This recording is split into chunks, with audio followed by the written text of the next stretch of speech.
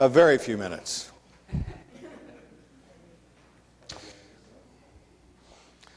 Calling to order the Oklahoma City Board of Adjustment meeting for December 3rd, 2015. Our first order of business is to receive the minutes of the November 5th, 2015 meeting. So moved. I have a motion and a second. Register your vote. Register your votes. And could we get somebody to close the door behind us, please?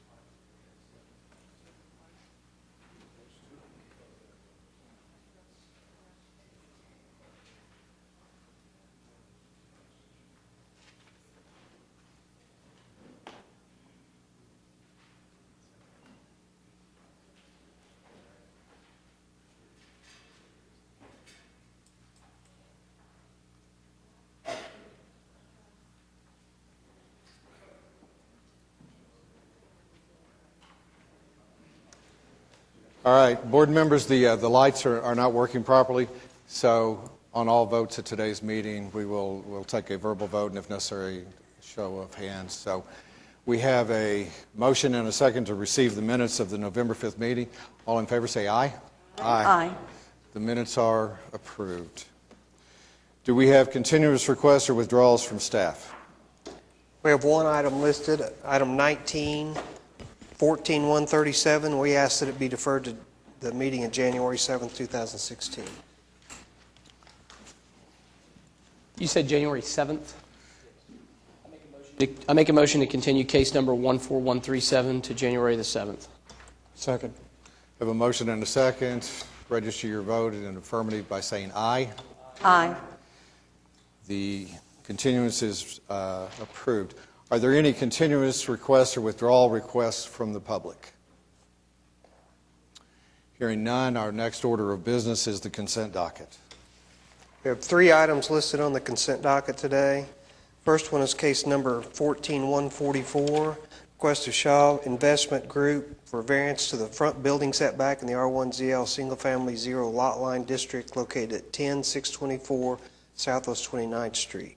Item 2, case number 14150, request of the City of Oklahoma City for variance to permit a fence exceeding the maximum allowed height in the R1 Single Family Residential District located at 4021 South Walker.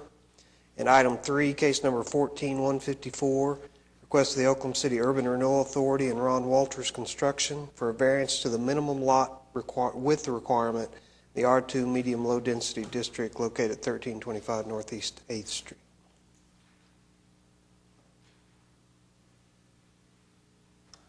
Board members, we can accept the consent docket and vote it in its entirety, or we can break out a case if you wish.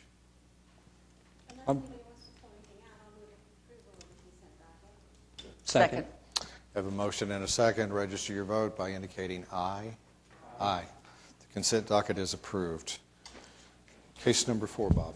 First item requiring separate vote is item 4, case number 14145, request of Crossing Community Church for a variance to the site-proof screening requirement where commercial property abuts residential property in the O2 General Office District located at 14600 North Portland Avenue. Your name and address for the record. My name is Brian Kuhn with 2832 West Wilshire, representing Crossings. This parking lot, as shown on the drawing, was built back in 2010. Immediately south of the parking lot, the property that's labeled R4 Assisted Living is a senior care center. The requirement was that we were to put up a site-proof fence. It was never put onto the construction plans. The owners of the center really didn't want a fence because there's windows on the north side of the building. They didn't want their residents to look out and just see a blank fence. The view out of the center is a long way to the north, so they like that, so they didn't request that we did a fence, so we never did the fence. We've asked for a building permit on another project on the site, and this popped up that, hey, in 2010 you got a building permit that was never finalized out. We've talked to the new owners. It just changed hands recently. We've talked to the new owners twice in the past 3 weeks since the notice came out. They said, "Oh, please, please don't put up a fence. We don't want to. It would just kind of barricade them in, so they really don't want it. So that's why we're here.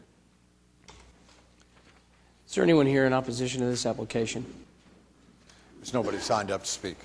I'd make a motion to approve the application. I'll second it. I have a motion and a second to approve the variance. Please signify by saying aye. Aye. Any opposed? You are approved. Thank you. The next item is item 5, case number 14146, request of Kevin Whitley for variance to permit an accessory building exceeding the height limit in the R1 Single Family Residential District located at 4309 South Westminster Road. If you would, just give us your name and address, please. My name is Kevin Whitley, 4309 Westminster, Oklahoma City. Tell us about your request. My request is that I'm putting this building up for the 16-foot so I can put my motor home in there.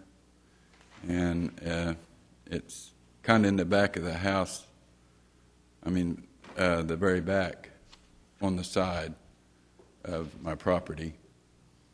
And it's for my mother-in-law because the reason it's so close is because my mother-in-law is handicapped, and I want it close up to the house so she can have access to the garage so we can get in the motorhome and take off.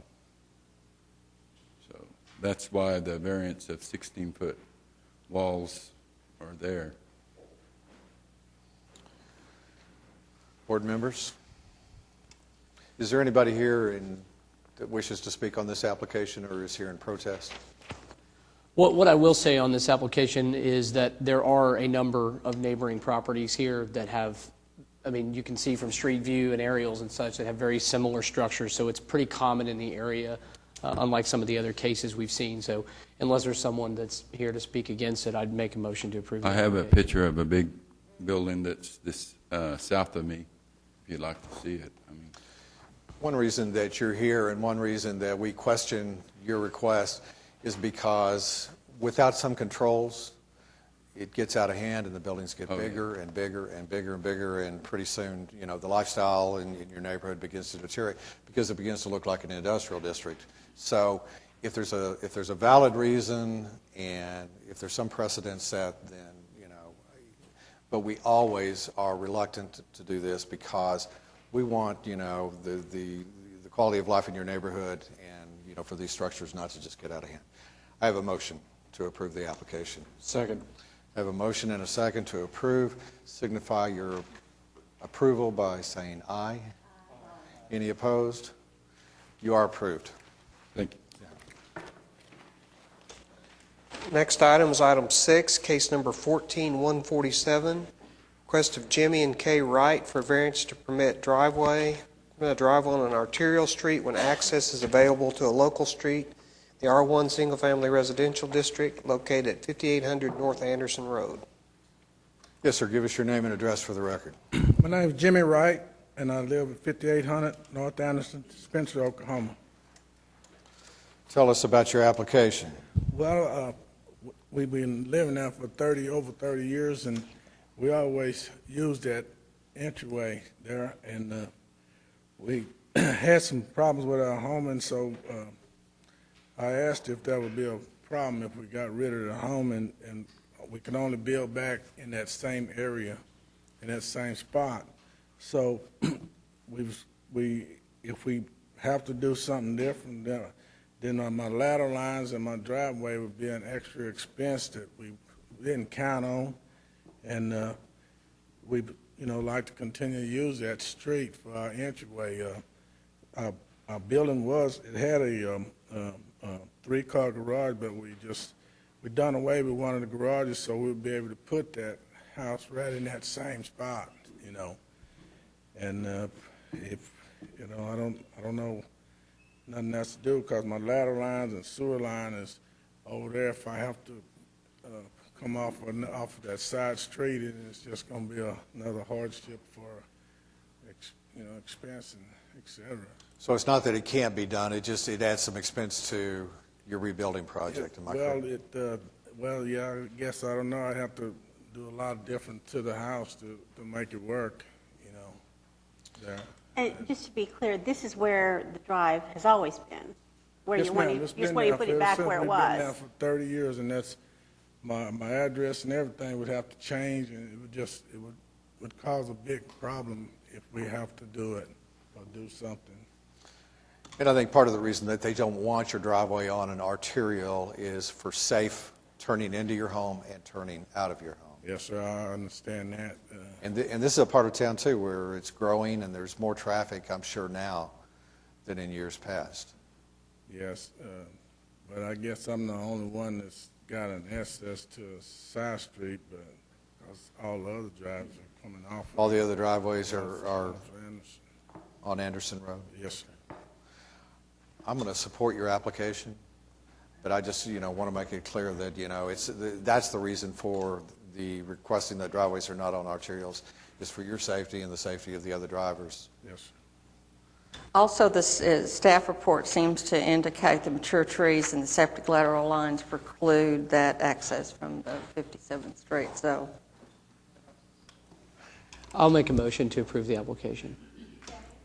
Have a motion and a second. I understand the lights are working again, so register your vote. You're approved. Thank you, sir. You're welcome. Next case is item 7, case number 14148, application for a special exception from Kim Masters to allow a child care center in the AA Agricultural District located at 14500 Southwestern Avenue. Is the applicant present? While they're approaching, I would tell board members we have a number of people with us today that wish to speak on this matter, so we'll hear the applicant and then give the others. Yes, sir, your name and address for the record. Charles Atkinson, 13700 South Blackwelder Avenue. Now, Mr. Atkinson, are you the applicant? No, my daughter. I'm the builder. Okay. Go ahead, sir, with your request. She's going to be the owner and operator of the daycare center if we get it granted here today. And we're having 2 lanes of traffic, 1 lane in, 1 lane out of the facility with a 50-foot radius turnaround at the end of it, so they can keep traffic off the western. So it'll be easy to come in and line up when they're dropping the kids off and picking them up. And we're having more than adequate parking. And we also will have, we'll be able to monitor the kids from your iPhone or from home, and also we're going to have a built-in storm shelter in the property, for the property. Are there any questions by board members before we invite those others that are here to speak? The applicant can rejoin us if we have questions. Thank you, sir. There are some people that are here to protest your application. We're going to let them speak, and then we may talk again. I would call Louis Wall, please, if he's here. So are you in support of the application? Okay, thank you, sir. Steve from 14501 Southwestern is here to speak. If you would, just give us your name and address for the record. Steve Hall, 14501 Southwestern. Yes, sir. And on the daycare, how many kids do they plan to have in maximum? It says 120 children in the application. Have they made any type proposal of what they will have to do? Stand closer to the microphone. Have they made any proposal of what they'll have to do for an ingress, egress into the property to support all the traffic? That's a number of kids. Is that clear to any of the board members from the application, or is that a question for the applicant? It would seem to me that there's a current means of ingress and egress from the property, so I'm going to assume, unless the applicant says differently, that they intend to use the existing ingress and egress. We'll clarify that with the applicant. Okay. I would guess that you're looking at putting in city water, city plumbing into that location. I would assume so. But again, we can clarify that with the applicant. Okay. The chief complaint is that is a residential area. There's a number of people that live there. From where that location is, further to the south, some of that was devastated by the last tornado, as well as things on the west side of the road, but it is and has been a small little neighborhood, and this doesn't fit in with that. Thank you for your comments, sir. Our next request to speak is Dr. Jim Muse. Thank you, sir. At this point, then, we'll request the applicant come back to the microphone. If you want to speak, you'll need to come forward.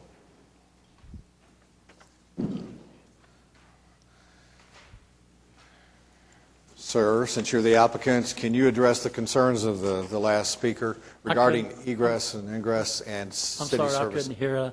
My hearing aid went dead, and I can't hear very good. He's asking about access into and away from the property.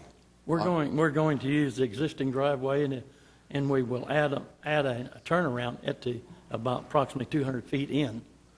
So that there's adequate room to maneuver on the property before you come back out onto the street. Yeah. How many, in his previous use, how many people were? The occupancy load will be 148. Says here 120. 120 is for the school, and after school is 28, and 120 for the daycare. So we're taking a lot where there was an existing single-family home. I'm sorry, I couldn't hear what he said. I'm sorry, I couldn't hear you. So before the damage, was there just a house there? The house is gone.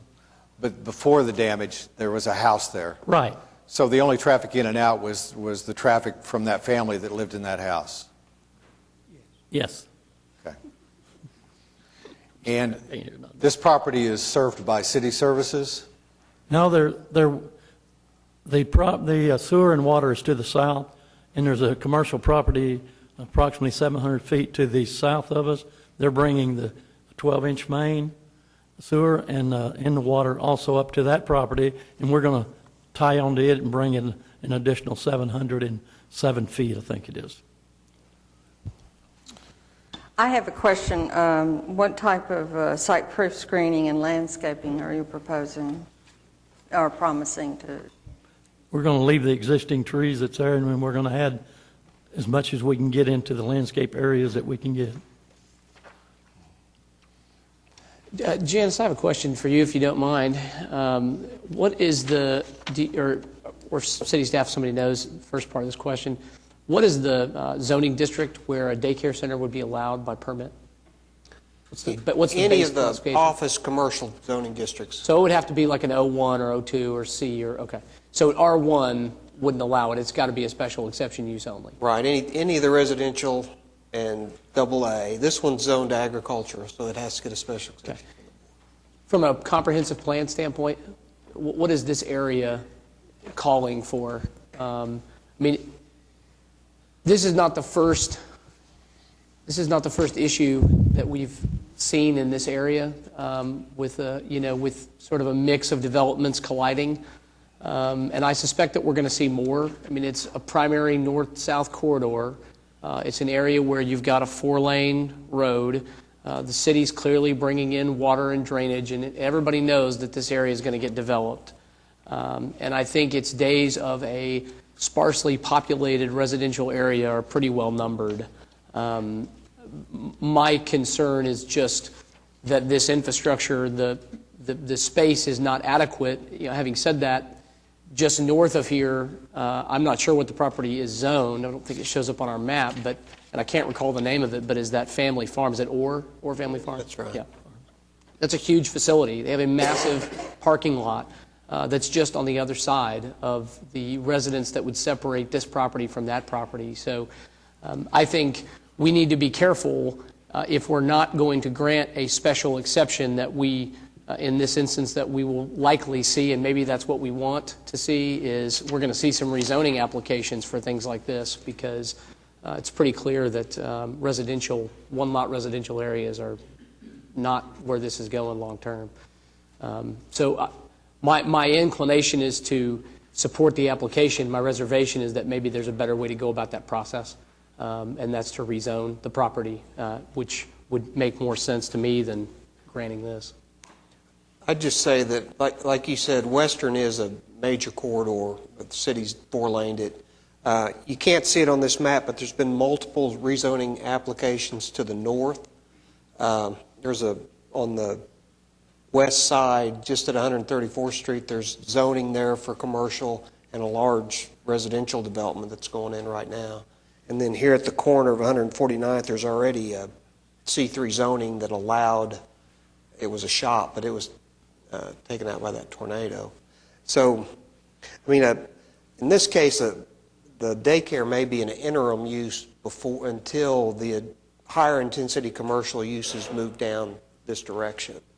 And special exception, if they can do the daycare here, and then if they want to rezone it to do something retail, more commercial, then they would probably come in with an SPUD or a PUD. That's what's happened in properties to the north. I think that's my point. My personal inclination is to support it. I'm bothered by the fact that there's probably a better way to handle it. And if these folks come in and try to rezone this property so that they can have this use by right, it will begin to alter the zoning landscape of the area. So as we see more of these applications come in, we're going to have more of a grasp of where that area is turning, and people are noticed. And I mean, there's a process for that that's more legislative in nature, and I think that's probably appropriate for this type of application. So, You know, I agree with most of that, you know, with the two hats I've got on here. But I can't answer your question off the top of my head. I don't know exactly what the new plan calls for this area. I probably should have looked.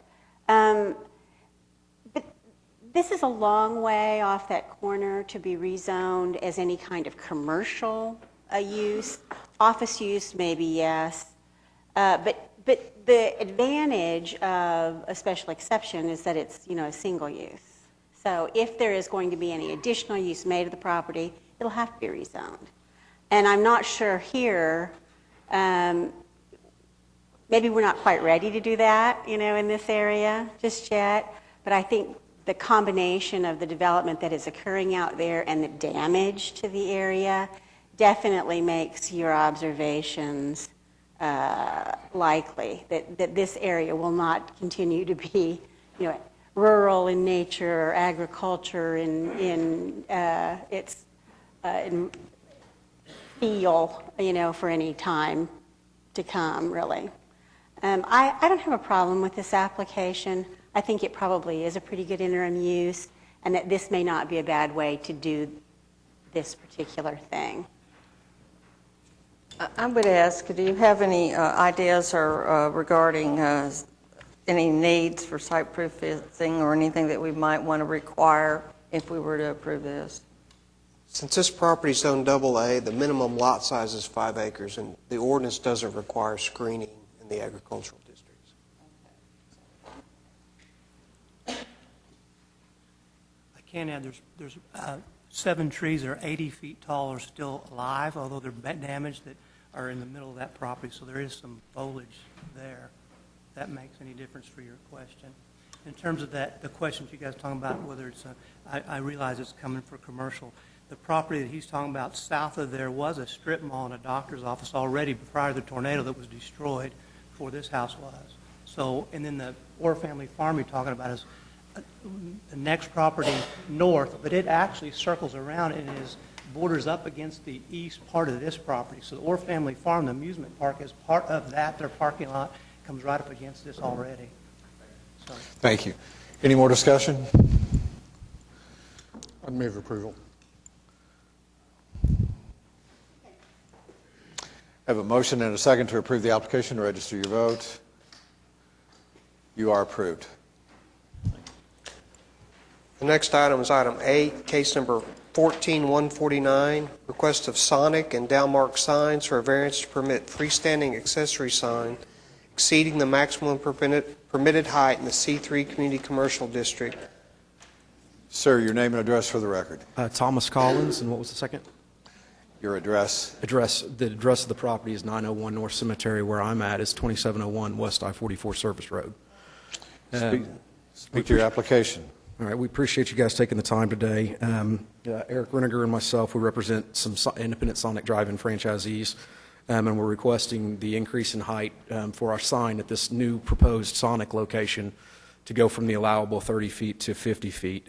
We believe this will grant us greater visibility to I-40 at this location. This location is in a pretty peculiar location in that it sits virtually on the dividing line between the city of Yukon and the city of Oklahoma City.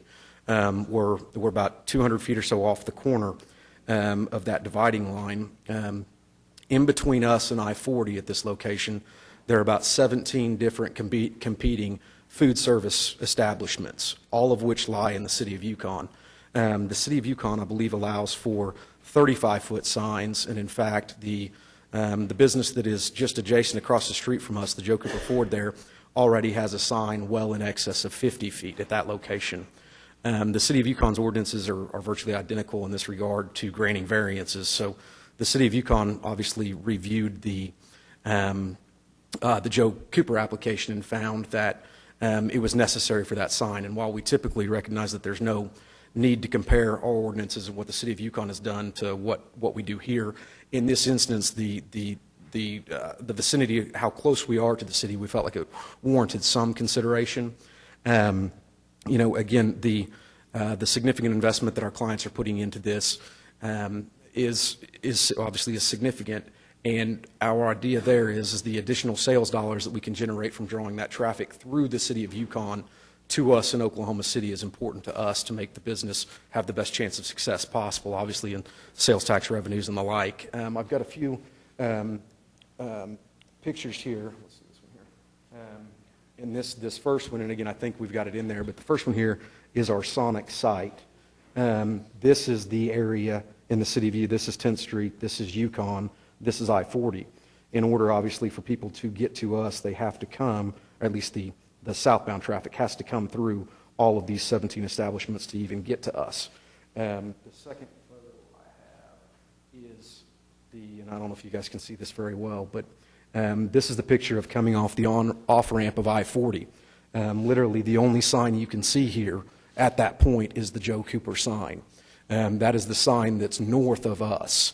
And I understand a lot of these other signs are not nearly the height of Joe Cooper, but Joe Cooper is at the very back of the line, just like we are. So I think the idea is that we need some visibility from that end in order to make our business successful, or we believe that to be the case here. How tall is the Joe Cooper sign? It's in excess of 50 feet. I didn't have, they did not get back with me. I repeatedly requested that. I talked to the city of Yukon yesterday, and I did confirm that they were granted a variance because Yukon has an ordinance that says if you're within, I think, 1,320 feet from the I-40 right-of-way, you can go up to 80 feet. And if you're standing, I think, that's just a picture of the Joe Cooper sign a little bit closer. It's every bit of 50 or 60 feet. I just don't know exactly how high it was, but I was able to confirm that they were granted a variance because they actually lie about 1,900 feet from that off-ramp. So they're outside of that 80-foot range, and they're clearly more than the 35 feet, which is allowable. So I was able to confirm that. Let's see. The other point that I wanted to make is that we are also the main road here, which is Garth Brooks up until 10th, which turns into Cemetery going south, is also Highway 92. So it is a state highway as well. So we're kind of at the corner of I'll say Main and Main. I mean, I-40, about 2,300 feet off the corner, and we're on a state highway as well. And again, I recognize it doesn't fall into the freeway exception, allowing us to have a 50-foot sign. But again, in hopes that it has some weight, that we do happen to be on two highways, even though the one does not meet the exact definition of a freeway to allow for the 50. But I felt like those facts combined, the dual highways, the traffic, what Yukon's allowing, and where we are, would hope you guys would have some consideration for those points. Again, with the Sonic there, hoping to make it as successful as we can. If you guys have any questions, I'd love to answer them. Questions, comments from the board? I had a question. I think staff report noted, other than the exception of the Ford dealership, that all the other signs appeared to be within that parameters of the 30 feet or less. So I don't know that all the ones you've identified are larger than 30. Would you agree with that? I agree with that, ma'am. I think my only point on that is that all of the other businesses are significantly closer to I-40 already than we are or Joe Cooper is. And so, like I said before, Joe Cooper's kind of at the back of the line, similar to how we are. And that's where, they require that visibility as well. And that's kind of the point that I was trying to make on our deal here. When you're realistically looking at it, I mean, when you're turning off here, you can see these other signs very easily. This is Joe Cooper. Behind this sign, there's an Aldi sign that's about 15, 20 feet high, which is absolutely non-existent on this photo. The only sign you can see that's that far back is that Joe Cooper sign. It's kind of our thoughts. Are you going to have signage on the highway? What's that? Are you going to have signage on the highway that says The off-ramp exit? signage? Yeah, the off-ramp signs. We hope to. If there's space availability for it, we'll hope to try and put it on there as well. Yes, sir. Here's a couple of my issues. Is first of all, if we grant this variance, all the development south will be back in front of us and be using whatever action we did with you as an excuse for taller signage, and you'll lose the effectiveness of the restriction. The other thing, too, is, the topography. There's nothing that indicates, that makes you more or less visible because of the lay of the land. People are looking for your food service, and your brand is very, very strong. They're not looking for a car dealership. And so for those and other reasons, I'm not going to be able to support your application. Would it, Mr. Austin, if I may, could we agree to say 40 feet? Would that make it more I would palatable have a problem for with you? any variance because, again, it's going to be used as a precedent or an excuse for anybody else that develops south of your location. Okay.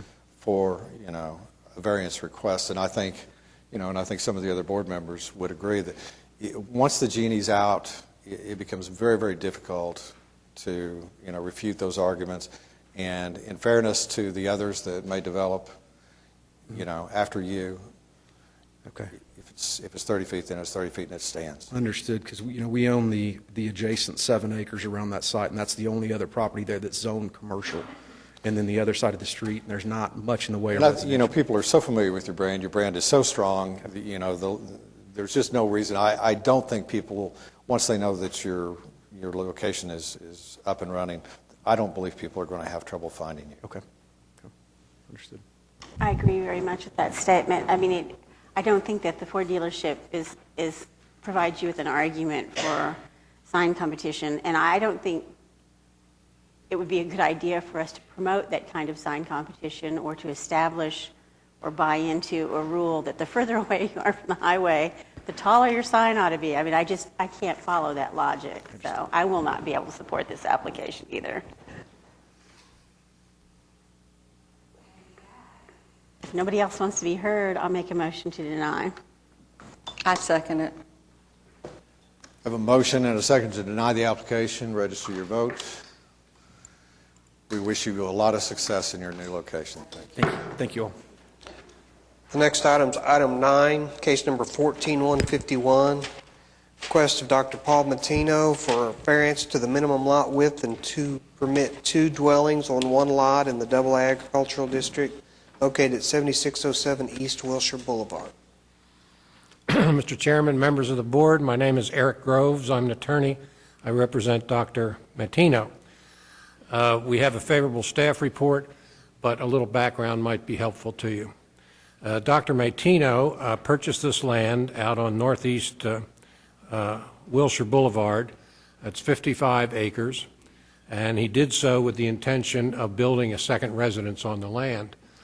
There's already an existing ranch home on the land, 1-story, and he wants to build a 2-story home there for his wife and enjoy that country atmosphere. One of the reasons he did this was his mother, who is 95, and her mental faculties are good, but she has had some health problems. She can't climb upstairs anymore. She needs a 1-story house. I won't invade her privacy by telling you all of her other ailments, but he wants to have her near him and his wife So what he figured on doing was renovating the existing residence, building a new residence on that land, and they could be close to each other. They also want to have horses and goats. When his plans came in for review, the plan review folks said, well, you don't have enough frontage. Need 150-foot worth of frontage. Well, as you can see from the little sketch I submitted, there's a relatively long, narrow road that goes up to this acreage, and he's landlocked. There's no other way to get in. So the configuration of the property kind of controls the situation. The entrance down there is 48 feet wide. It's a 48-foot private road. He also has an easement that adds another 40 feet to it, but it's not 150. So plan review denied it on that basis. They also, it wasn't entirely clear, but they also denied it on the basis that the existing residence would be an accessory building. That's not quite what he had in mind. The ordinances define an accessory building as a structure which is sort of subordinate to and in service to a principal residence. These really would be two residences, and it is 55 acres of land. He would like to build a little pavilion on the lake, have a new two-story house, put his mother in the one-story house, and have some horses and goats.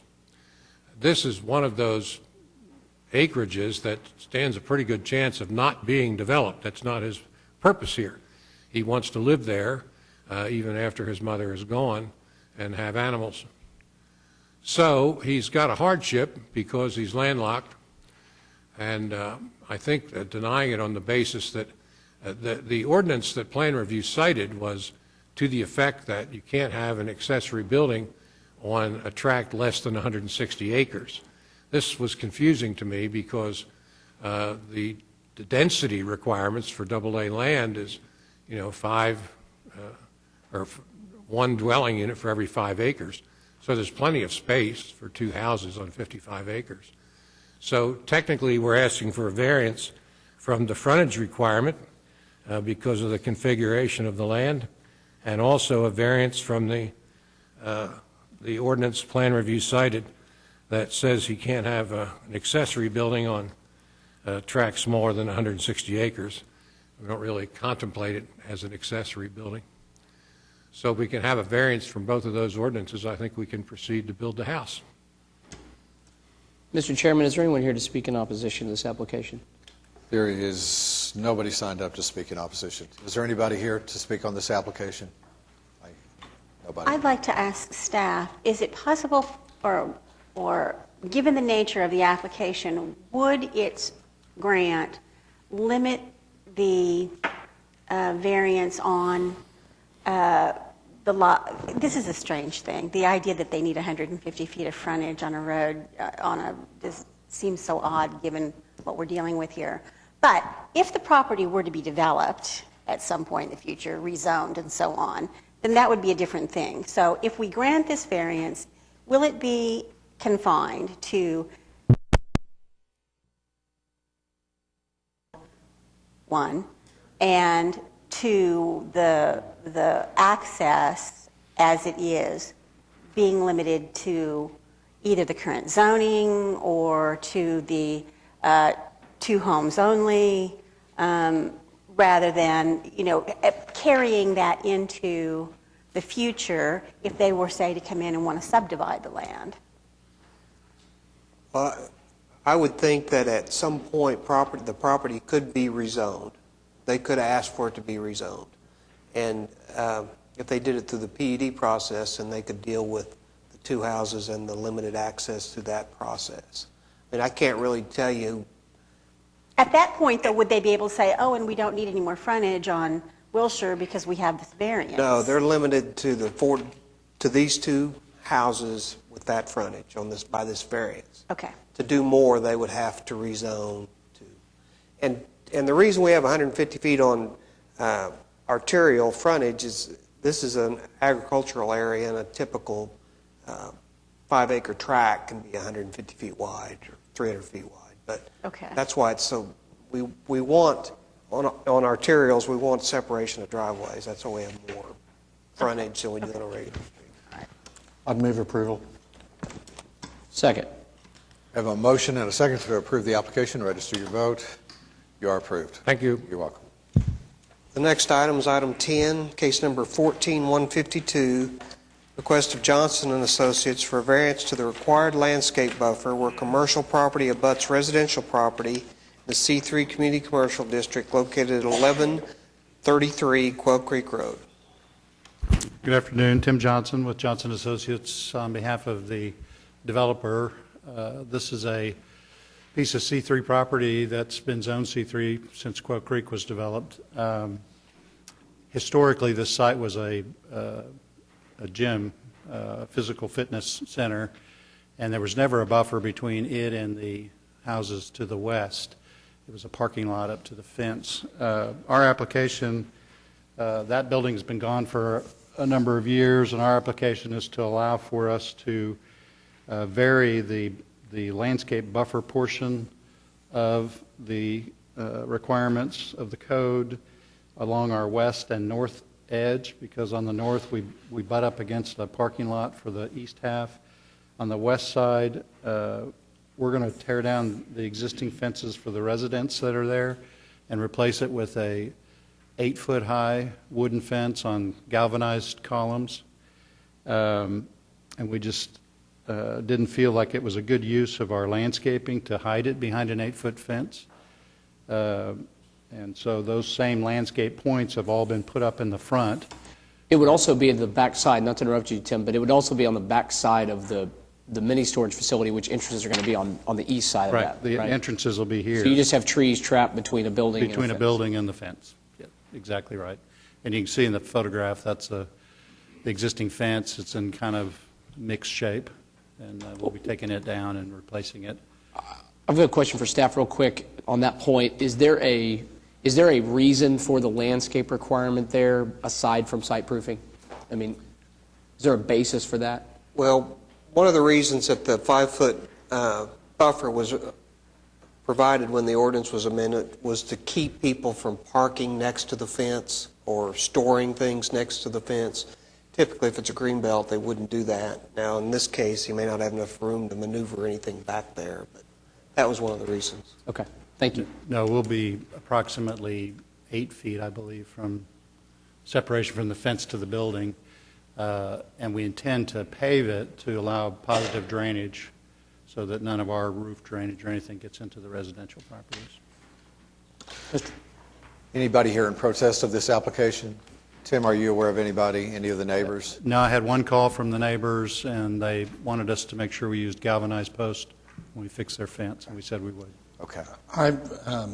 Just for full disclosure, Tim is doing work for a client of mine, Sundance Airport, and just in the interest of full disclosure, I wanted everyone to know that. I don't think that it's a conflict. I don't believe that it's a conflict, but in the interest of full disclosure, I wanted everyone to know that, and if Tim has a problem with that, I will certainly I do not. refuse. Thank you, Kevin. I have a question for staff. On the unfavorable considerations, I always have a concern. Just because there's a fence there doesn't mean the buffer is good. I just want to make sure that the discussion regarding the minimizing the potential for disruptive light, noise, odor, dust, and unsightly appearance, do you think that's all going to be covered with the fence that he's proposed? I'd say yes. And since there won't be any activity back there, that should reduce the noise and the light, and the 8-foot fence will help that. There's really no access to it either. I mean, it's these facilities have one entrance in and out. So really, in addition to the 8-foot fence, there's a building that separates noise and dust and such from this residential area to the west. I mean, I think this is and you're not requesting an exception from the landscaping requirement. No. You're simply putting that into effective use. To me, this is a very clear reason, less opposition from neighbors for the grant of a variance, and I support the application, and I'll move approval. Tim, are you going to, is 8 feet of fence going to take you up to your eaves? It'll be real close. Those buildings are not much higher than 9 feet at the door side. which is on the east side of the building. So it'll be real close to the top of the building. So you're going to keep your lighting kind of under that? Yes. There won't be any lighting in the rear of these buildings because there's no access. All the lighting will be in the drive area between the east side of this building and the next building to the east. Okay. I have a motion. Second. I have a motion and a second. Register your vote. Thank you. You are approved. Next item is item 11, case number 14153, request of Dave Ledbetter for a variance to the dumpster location requirement in the C3 Community Commercial District located at 8809 South Sooner Road. Yes, sir. Give us your name and address for the record. Dave Ledbetter, 2612 Drakestone, Oklahoma City. Our client had an agreement for shared dumpster facilities to the property to the north, which has been rescinded. The only practical or even possible location for the dumpster is in front of the building, and we feel that the one we propose is probably the least detrimental to accessibility to the site. This is the I also problem with have a short agreements handout. is It shows the location, how it would affect the site if the bring it over here and give it to Scott. This is the problem with the agreements is we make a decision or a decision is made based on an agreement, and then the agreement falls apart and is rescinded, and you find yourself in a situation. I don't think anybody relishes the idea of a dumpster in the front of that building. This is a very puzzling situation to me. The favorable considerations indicate that the building extends to the north and south property line, which in and of itself is very odd. I don't know why that would be the case. That there wouldn't be any way to get around the building for a dumpster or whatever other reason.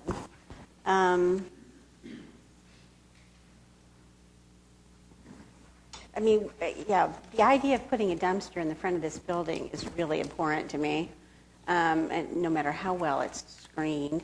On the other hand, it looks to me like there would be very little room behind it to separate it from the residences behind it. So I'm not sure that would really be a better solution in this particular case. And I think that is the situation that we're in. There are very few options in terms of placement of that. But I don't think any of us likes the idea, even if it's screened, you've still got the access of the truck. And what's the nature of the business? Is this retail or? retail shopping center, yes. I mean, these are necessary evils of shopping centers.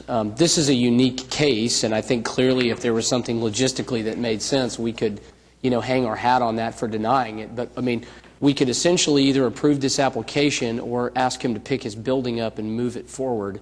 I don't think that that's something you want to do, is it? No. I didn't think so. And it's not what I'm suggesting. I'm simply suggesting, and I'm just, using the opportunity to complain about. No, I agree. And I think we could condition the approval, is my understanding, that on the screening and landscaping of the dumpster enclosure to ensure that it is landscaped and screened. So from a frontage road standpoint, it's not the eyesore that, I think the city seeks to avoid with its ordinance. But there is just no, I mean, if you look at the site, I'm looking at an aerial, and then you look at the picture he's provided. This is not only is this, a practical location for the dumpster enclosure, it's really the only location for the dumpster enclosure. Putting it further inside the property would create more problems, than what it's got. So it's a bad situation, and I'm sarcastically saying that because the only other alternative is to move the building. There's no other way to put it. So, I mean, I think I will move to support the application under the condition that that the dumpster enclosure is fully screened and landscaped. That would be my one caveat. Yes, we plan to fully enclose it. If you look on the last sheet, we have the Texas limestone, which just covers the building, which we plan to cover the dumpster enclosure with. Are you requesting some additional landscaping around that too? No, I want to be sure that our approval of the variance is conditioned upon it being screened and landscaped.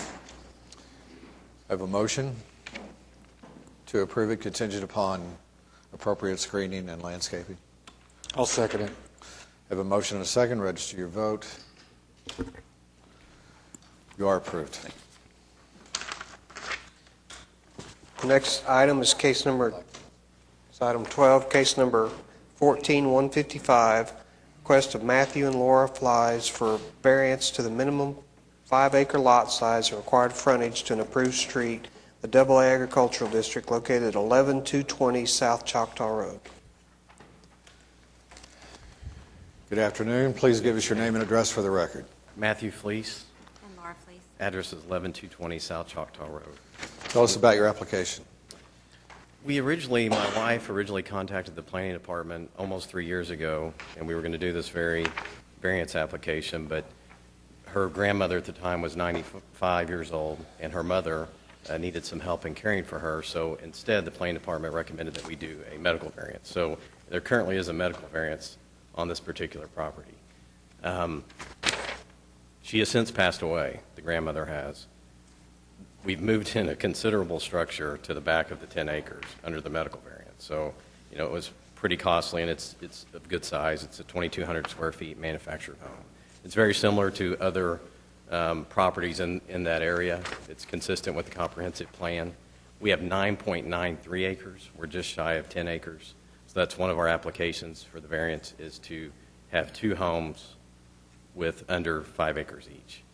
There's an existing easement, a road easement filed of record, that serves the northernmost part of the property. And there's actually neighbors, which would be to the northeast of us. They also have a little less than 5 acres. I think they're 4.9. So that current road easement serves that property and also serves the property in question at the back of ours. So there's existing egress and ingress, there's existing utilities, services, everything is separate at present. I had spoken with the planning department about doing a PUD, and they said, that's probably a little bit overkill at this point. We do have a PUD just immediately to the south of us. So hence we applied for the variance to use the same road easement, because we have approximately 300 feet of frontage on the western side of the front tract, and the other variance would to have the second tract to be a little shy of 5 acres. It would be 4.93 acres. And the medical variance has now terminated, so that was the other reason we knew that we needed to get in and do this application immediately. In the previous case, you just saw a consequence of an agreement that did not stand.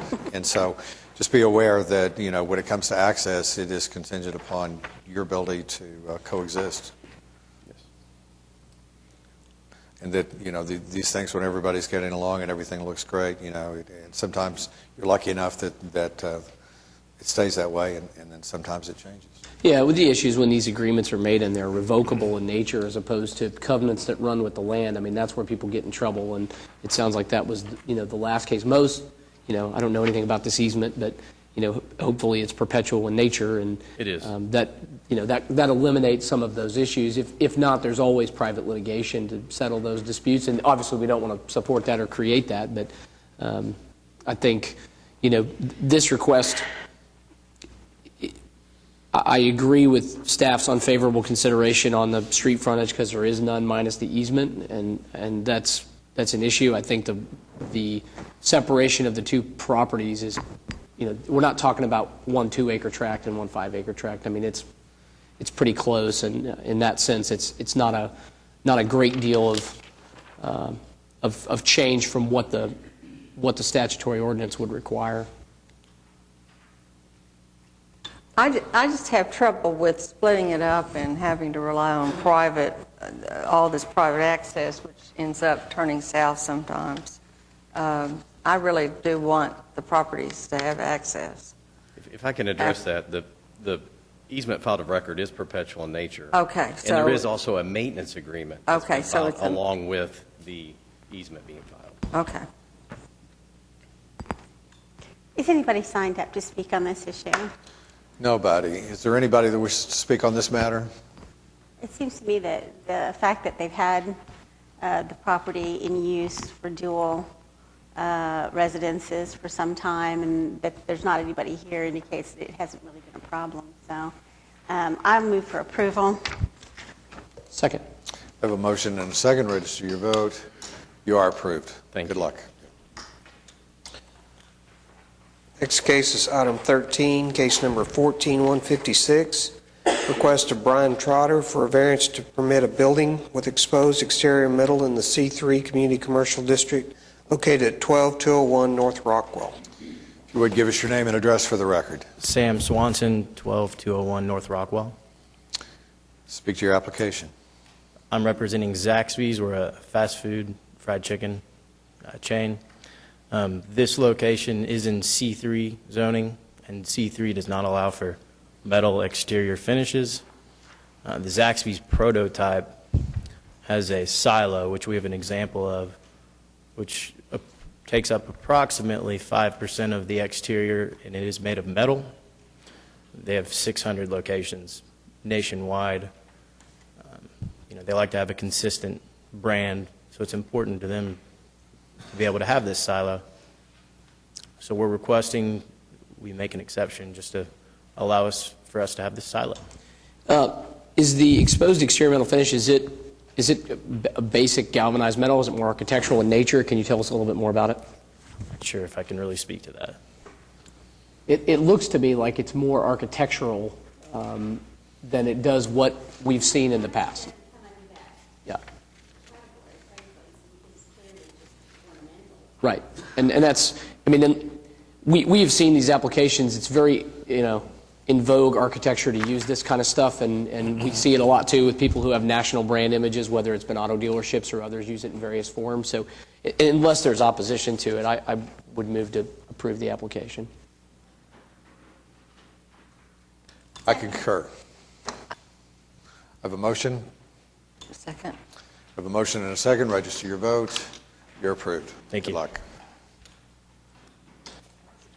Next case, item 14, case number 14157, request of Langford Family Trust for variance to the front building setback in the R1 Single Family Residential District located at 4201 North Georgia Avenue. If you would give us your name and address for the record. My name is Craig Langford, and I live at 4201 North Georgia Avenue. Tell us about your application. We seek to apply to construct a storm shelter and a carport. When we applied for a permit for this, what occurred was, to us, Georgia is platted as an 80-foot wide boulevard, but was never developed to a street that wide. As a consequence, they are enforcing a 25-foot setback on a street that's never been developed. The existing homes in that area do not reflect a setback that was being imposed on us, and the setback that was recommended would divide my house in two, and it would also divide the existing homes in the area. Could I just interrupt you for a moment? I see an application for a storm shelter variance, not a patio. What did you refer to as a carport? Yes, sir. This was phase one, and my builder had told me that if we got this variance, that this would also apply to the other structure. Well, sure, because it's just, just affects the setback. So Okay. So if the setback is the variance to the setback is approved, then the carport is a non-issue. Is that? Well, the carport will not extend any further than the construction of. But we don't have to. We don't necessarily have to be concerned about that today in terms of whether the permits would allow for that. It's simply. I simply want to clarify the scope of our, The setback is the entire issue, and if the setback can be resolved, then we can build both structures. We really need to look at the notice and see what was provided on the notice. So, Cindy, if you could. Yeah, it seems to me that we have one issue. What transpires from that after we vote is something for a different day or something for staff, but we've got one issue. And that's what I want to make sure that the applicant understands, the scope of our consideration.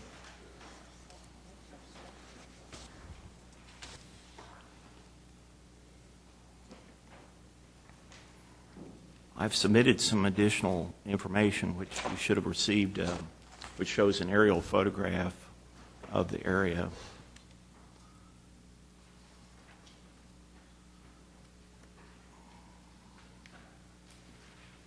And it also, let's see if I can, does everybody have that information?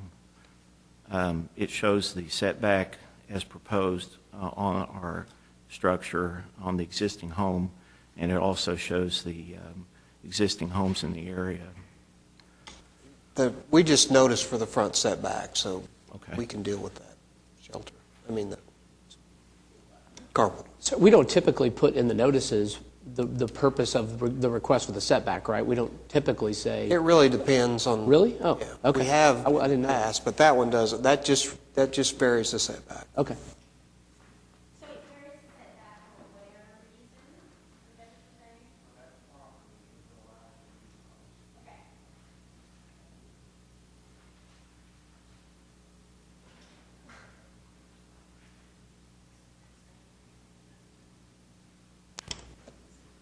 Any other comments? Is there anyone here to speak in opposition?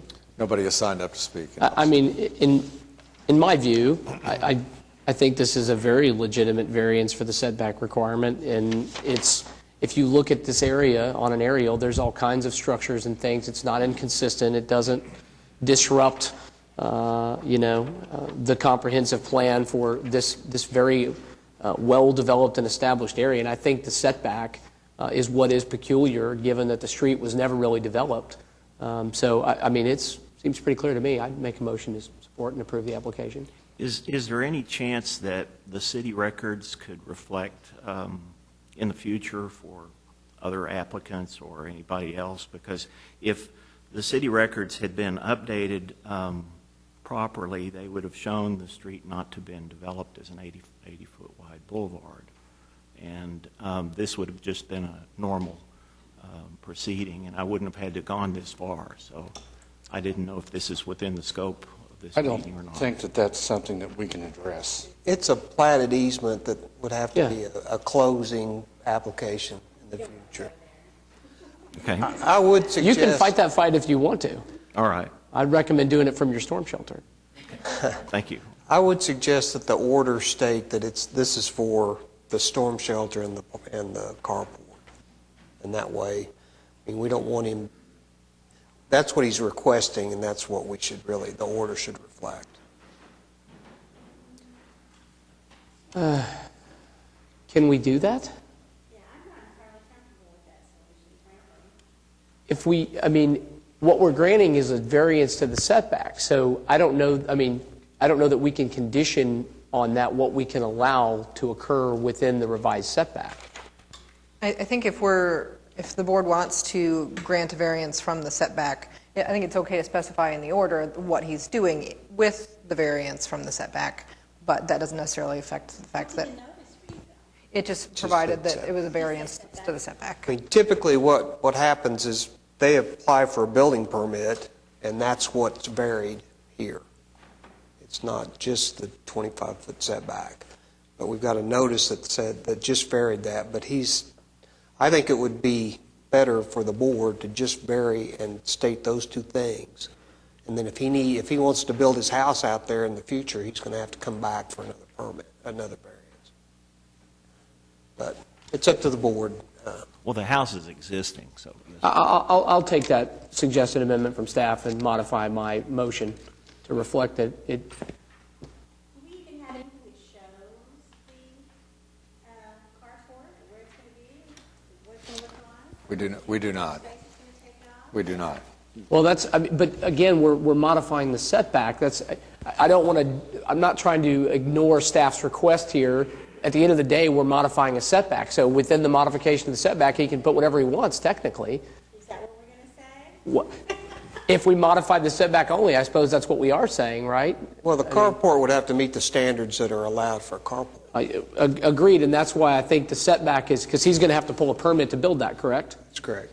I just think that I was more comfortable modifying the setback. If it's staff's recommendation, I take that recommendation to heart. So I don't have a problem modifying the motion, but at the end of the day, we're modifying a setback.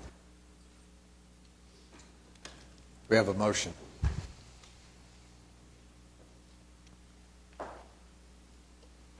I'll second it. We have a motion and a second. Register your vote. You are approved, sir. Thank you. Next item is item 15, case number 14158, request of Red Bar Properties for variance to the cessation of the non-conforming use and the parking requirements in the R2 medium low-density residential and HL historic landmark districts located at 436 Northwest 27th Street. If you would, give us your name and address for the record. My name is Jack Chamberlain. The address of the property is 436 Northwest 27th. Speak to your application. So we purchased what we believe used to be an 8-unit apartment building that was turned into an oddly shaped sixplex, where the front 4 units were, during the application, during the permitting process, labeled as one-bedroom units, being used as 2-bedroom units, and the back 2 units were upstairs, downstairs, in a configuration where if you were downstairs in your kitchen or living room and needed to use the bathroom, you'd have to go out your front door, up the apartment staircase, in another front door, which used to be another unit, but now it's part of the same unit, up and down, and go in there. There was a makeshift spiral staircase, which a very small person could navigate without leaving, but there's still both old front doors there. So we just thought it would behoove the neighborhood and everybody to just make this less tenants. Even though we're increasing the amount of units, we would still have less bedrooms. And so, however, they got it passed before with a tricky, this is a dining room, and then now it's really a bedroom type thing. We're decreasing the amount of bedrooms while making an logical layout, which was probably the original use of it. What are you going to do about parking? I mean, we can't, it's in a historical preservation area, so we can't add anything to it. There's plenty of parking out front, but there's going to be one person that would have to park on the street. There's 6, I believe 6 in the back. There's a driveway that obviously can't be used because every car in the world is too wide, but you could park in the front driveway, and then there would be needed to have one parking spot on the street. What did the HP Commission say yesterday? They were a little bit hesitant to rule on it because they said, hey, this is, we're not saying yes or no, it has nothing to do with us. We don't care what happens on the inside. The parking is what the parking is. And so they said, fine, but they weren't trying to advise you guys, yes, we're into it, or no, we're not into it. They're like, well, this has nothing to do with us. This is all interior. And so we're going to obviously keep the front of it the same and the exterior the same. Okay. Then why were you heard by HP? I don't know. Did you just go there out of an abundance of caution? I mean, did you just put the application in because you didn't know? Or The application to where? To HP? We didn't. We just put this application. The ordinance requires any applications in those districts to. That's what, okay. So that was a de facto. He was required to put by ordinance. But. And now you're going to the way you've got it set up, you don't have enough spaces to allow people to actually park on the property, right? There'd be one unit. If everyone had a car. If every bedroom had one car, we would be short one. I mean, the alternative is to leave it as is permitted now, which would be 12 bedrooms. Even though it doesn't say there, it says those front units are dining rooms. They're closed off with closet doors. So we're just saying, hey, it appears that we're putting more people in here. We're actually putting less people in there. There's a proper-sized one-bedroom with a proper-sized living room and kitchen, 600-square-foot little apartment. So we're reducing the amount of people living in there. We could play the shell game of whoever did us before, and it appears that there's enough parking because that was previously approved. But at the end of the day, there's many more people, most likely living in there. I mean, I can't stop a married couple from sharing a bedroom, but, So, and we believe this was kind of the original. I mean, this is the regular layout of the building. Like I said, if the back units remain the same, you go out your front. If you need to use the restroom or go to sleep, you go out your front door of your apartment downstairs. You go upstairs into the old front door that used to be a unit there, right? And then you go to bed or use the bathroom. So the layout is ridiculous. So we just thought, hey, It's less people, less wear and tear on the building. But you had left the non-conforming uses lapsed, correct? And you're asking for, Well, no, What? we're just, so. what are you asking for today? We're asking that you vary the parking issue, and that it's an R2, so we are obviously going to have 8 units there instead of 6.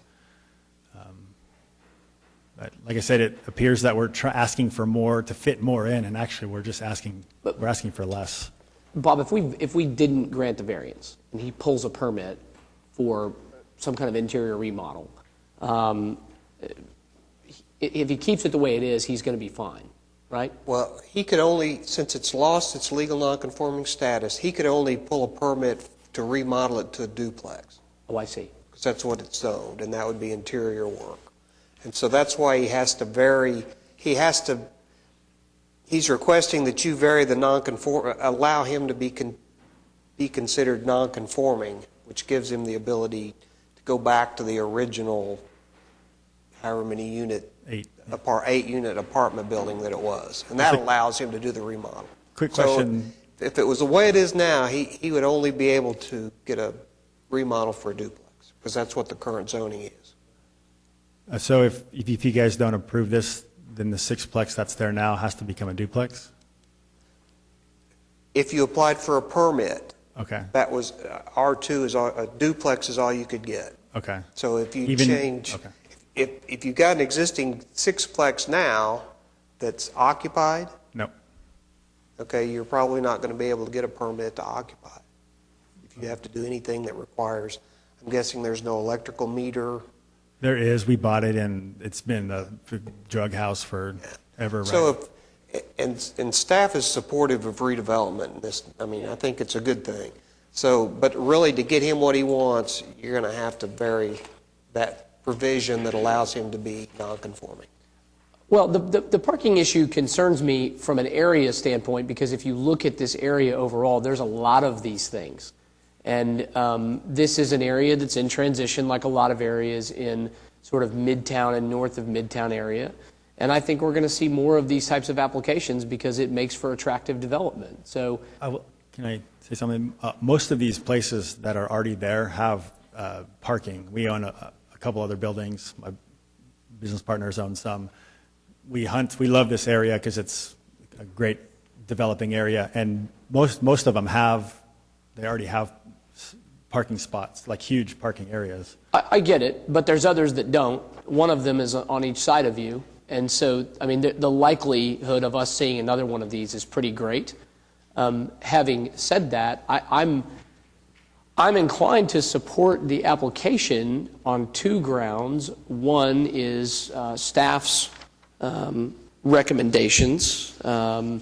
The other is I kind of agree with him that you're actually doing the property a service by reducing the number of bedroom counts if you want to maintain density control. And my point is that normally the parking requirements ride in lockstep with the use and the density, and I can go along with that. But in this instance, he would have to have 12 spaces for 8 units. But as it stands now, would we... If he didn't have to pull a permit, if he could put paint and carpet and release them as 6 2-bedroom units, you're going to have more cars there than that. So I'm inclined to support it because I think that it makes sense to grant the variance. It's not functional as a duplex. That's not going to happen, and there's nowhere he can go to get the parking. I sure hate to not see the development encouraged when I can look at the elements and I can find satisfaction that they're all addressed. So you're shaking your head at me. So. I'm to support this application. I just don't feel like I know enough about it. I would like to look at the HP Commission hearing, which I did not have the opportunity to do. I would like for somebody from the HP district to come down here and tell us what they think of this idea. This is not simply a matter of restoring it. He's asking for additional units, so we're changing what's really being done here. And the investment in this area and the redevelopment of it, clearly something we want to support, and the city has a huge investment in the redevelopment of this area. But that doesn't mean that it should just happen willy-nilly. So I'm not ready to support this application today. Sir, do you want to withdraw your request and request that it be placed on another meeting docket at this point? What we could do to address Janice's concerns and the desire for some more information is continue this case and let you come back. The next meeting is January the 7th. Okay. Oh, is there anything I can answer now, or what else? What other information? You just need their I think she wants more information about what went on at the HP meeting, Okay. and perhaps some other information. Are the other board members okay? Would you entertain a continuous request? Absolutely, absolutely. If that's, yeah. Would that be acceptable to you? It's my only choice, so yeah. Well, I think there's support for your application, but there's some concerns, and I think there's a desire for some more information before Sure. we make a final decision. No, I get it. I mean, it's you don't want to put a bunch of high rises there, and the parking won't support it. So, All right, then I would entertain a motion to continue this case to January the 7th, 2016. So move. Second. A motion and a second. Register your vote. We'll see you in January. Next case, item 16, case number 14159, request of Young Brothers Realty Holdings for a variance to permit a driveway exceeding the maximum permitted width in the DTD2 Downtown Transitional District, located at 125 Fred Jones Avenue. Good afternoon. David Box. Also with me is Keith Gibson, who's just handed out an exhibit. Here on behalf of the applicants, also with Keith and I, are Mark Beffer and Zach Martin, who are the developers of the residences, which is why we're here before you. As a bit of a background, we have a closing application for a portion of Fred Jones Avenue that is currently working its way through the Planning Commission and now going to City Council. Through our closing application, the Young Brothers facility registered a protest. They were worried that their semi-trucks would no longer be able to access their facility once Fred Jones Avenue was closed, because that was one of the main points of ingress and egress that they used. So we sat down to work with Young Brothers as well as Eric Winger, the Public Works Director, and what we came up with is a scenario where we're going to vary the driveway width requirement. I believe it's 30 feet. This will allow it to be 100 feet. They will be able to use the east-west alley that will allow them to continue to have the same access. And Cindy, do you have the picture? We do have some pictures to show you the current state of Fred Jones. And although we're requesting the variance to allow this larger curb cut, I think it would be important for you to see, go to the pictures, what the conditions on the ground are currently today. One more over. As you can see, that works. As you can see, there is no curb, period. So we're varying to allow a greater curb cut, but there is no curb today. It'll allow the conditions to basically remain as they are on the ground today and allow the wonderful development of the residences to move forward as planned. The Planning Commission did recommend approval of the closing, and we will go to City Council sometime in January. If you have no questions for Mr. Box, we do have is it Richard Warren that's requested to speak on this matter? I'm fine. You're fine? Okay.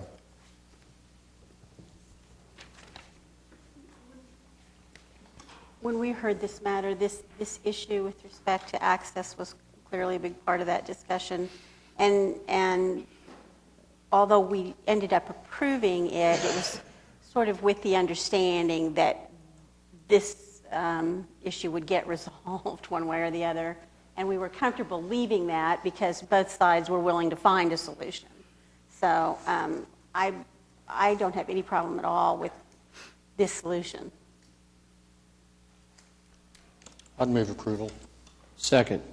I have a motion and a second to approve the application. You are approved. Before we call case number 17, the chairman is going to exercise his prerogative to call a 10-minute break. So we will see you in 10 minutes. Mr. Chairman, before we break, I have clients on one side of this. I have been opposed to one of the other parties of this.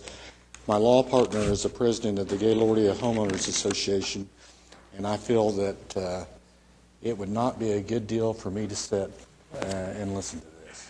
And before we excuse ourselves, Kevin is going to recuse himself from this case, and so consider during the 10-minute break whether that impacts how you want to proceed.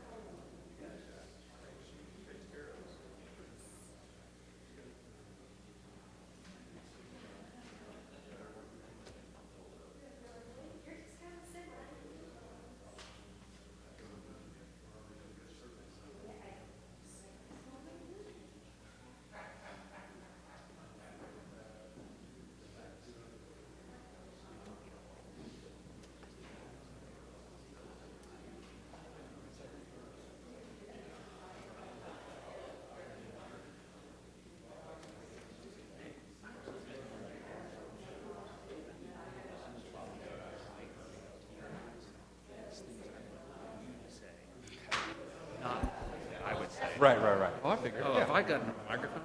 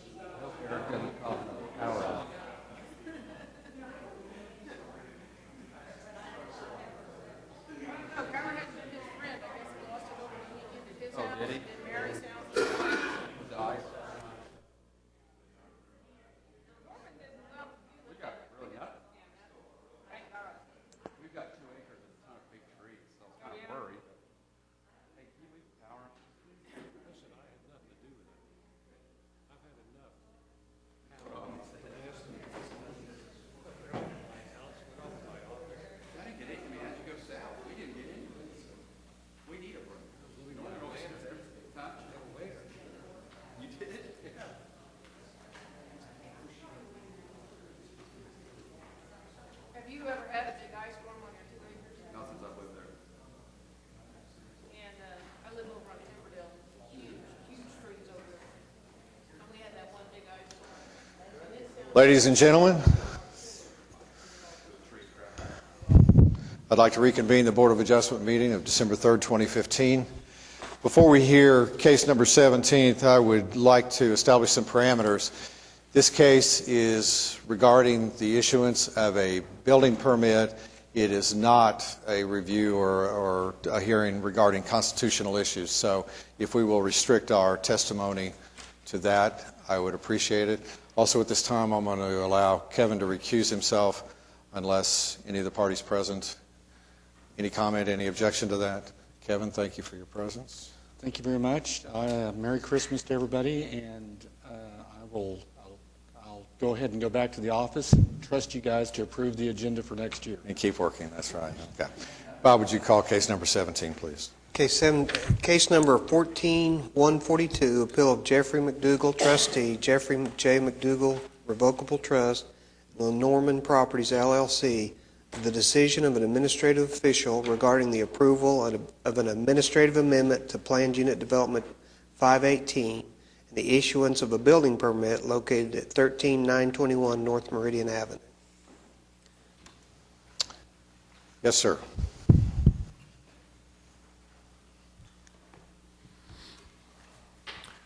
Mr. Chairman, members of the board, my name is Eric Groves, for the record, and I represent the appellants in this case.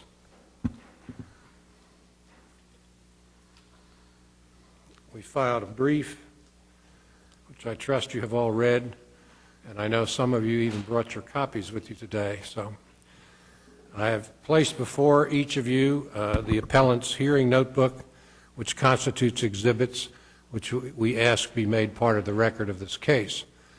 The exhibits in the notebook are pretty much the same as those in the brief, and I bring them today in case someone didn't bring their brief.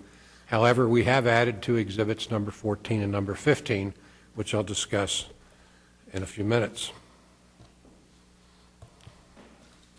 I do want to say on the record and concur with the chairman, we are not here today to ask this board to adjudicate the constitutionality of an ordinance or anything else that is beyond the subject matter jurisdiction of the board. To the extent that we might comment on constitutional points of law, it's only because in the larger perspective they have some importance. But anything I might say about them should not be taken by the board as a request to rule on constitutionality. Probably the best way to approach this case is to do it by way of the exhibits in your book. If you want to follow along, we'll start with number 1, which is the warranty deed to the land in question, granted to Fairway Holdings, who was the applicant for the building permit in this case. It does have some interesting aspects, but we can deal with them later. Number 2 is intended to give you an idea of the location of the land in question. If you look at that, you will note that most of the subject property is part of PUD 518, PUD 518. This is basically the main Gaillardia PUD. However, you will notice that on the northern edge of the subject property that the staff has designated with that bold-faced dotted black line is a parcel that's zoned O2. That parcel is not part of PUD 518.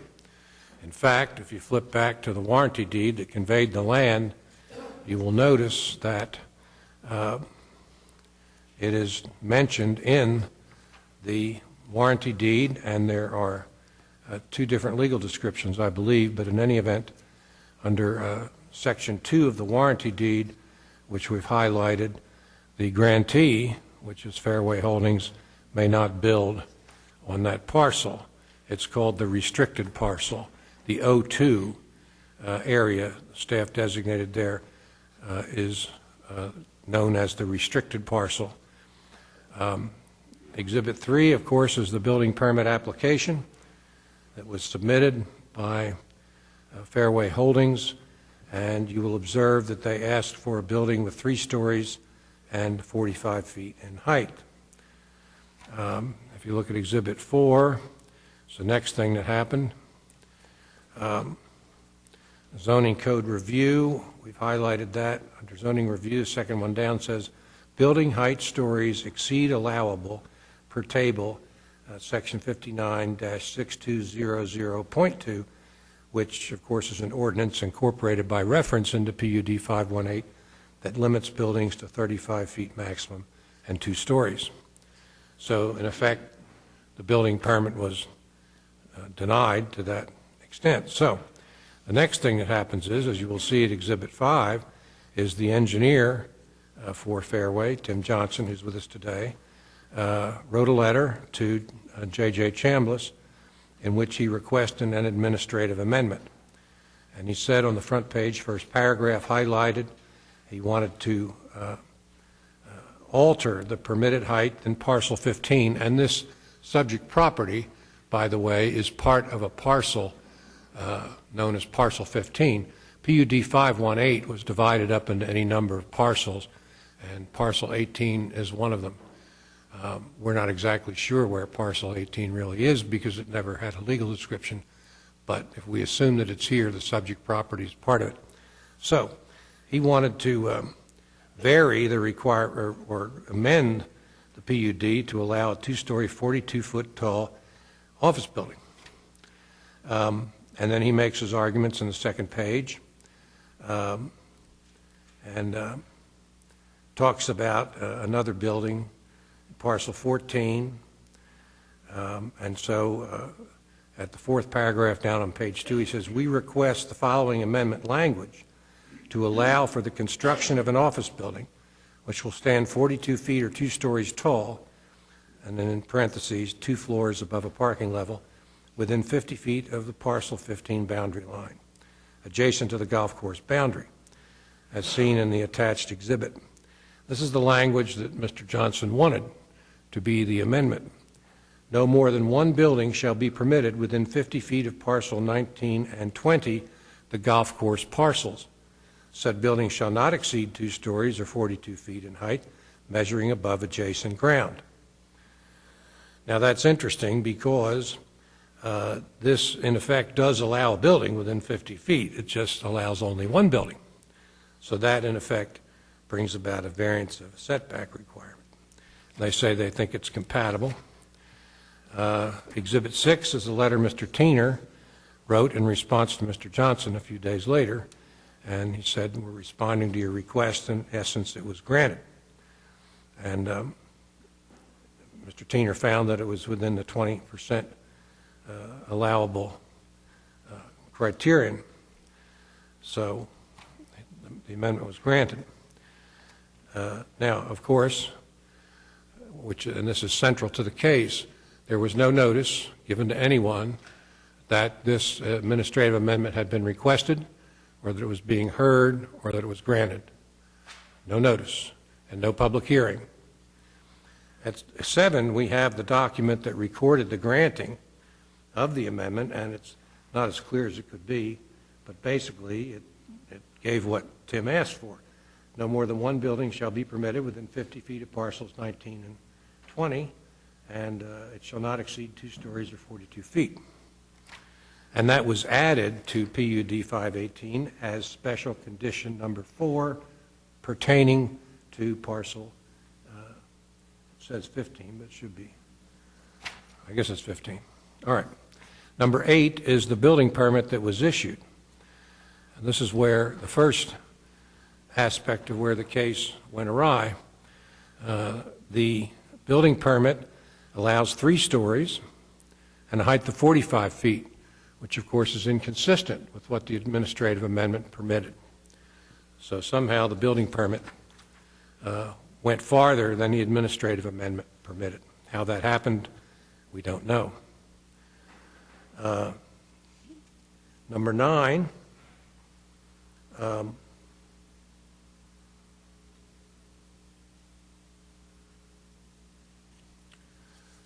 exhibit number 9 is a photocopy of the Oklahoma City ordinance that allows administrative amendments. And for the record, it's section 59-14250.1. It allows the director to approve minor amendments under certain conditions, 13 of them set out, not 13 of them, yes, 13 of them set out in the ordinance. The ordinance also at section 14250, strike that, 14250.2 does say that except as provided above for administrative approval of minor amendments, specific conditions imposed with respect to the approval of a PUD or a SPUD as specified in the PUD design statement shall not be changed or amended in any way except by action of the City Council after review and recommendation by the Planning Commission. That is the standard, and the only exception is the administrative amendment process. Now, exhibit number 10 contains the state statutes that enable a municipality to enact zoning ordinances. And in my brief, I pointed out that these statutes are the successors to the original Standard Zoning Enabling Act, which was promulgated in 1926 by the Department of Commerce as soon as the Supreme Court in Euclid versus Ambler approved zoning as a permissible way of regulating land. Most states adopted the Standard Act. Not all did, as is typical. Some modified it different ways. But in Oklahoma, the essence of the original act is preserved. And some of those essentials are that zoning is permitted, but that it is subject to certain notice requirements and certain public hearing requirements. So, in Title 11, Section 43-104, subsection A, is the first statement in this regulatory scheme, and it says, parties and interests and citizens shall have an opportunity to be heard at a public hearing before any district regulation, restriction, or boundary shall become effective. The key words there are regulation and restriction. Before they can become effective, there must be a hearing, 15 days notice of it, has to be published in the newspaper of general circulation. That's the first statute that applies to it. The second one, turn the page, is Title 11, Section 43-105. This deals with amendments, and it deals with the regulations and restrictions and district boundaries of municipalities may be amended, supplemented, changed, modified, or repealed. Now, it uses the word district, and of course we think of zoning as a district, as a category of uses that are permitted, other kinds of regulations, but every zoning district has rules and regulations that must be complied with. A PUD is, of course, a zoning district. It is an independent, freestanding zoning district. No two are the same. We have somewhere between 1,500 and 2,000 PUDs. I've lost track, haven't done one in a while. But every one is a snowflake. There are no two the same. This is because they are a negotiated zoning district, negotiated between and among a triad of the landowner, the city, and surrounding landowners, if they care to participate. The PUD rules, regulations are comprised of a design statement and a master development plan, or some might call site plan.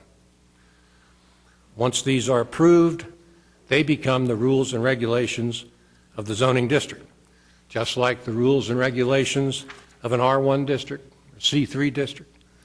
Height is regulated, setbacks are regulated, all kinds of things are regulated, and that's true in a PUD, whatever the parties can agree on. Sometimes in a PUD, the proponents of the PUD incorporate other ordinances by reference.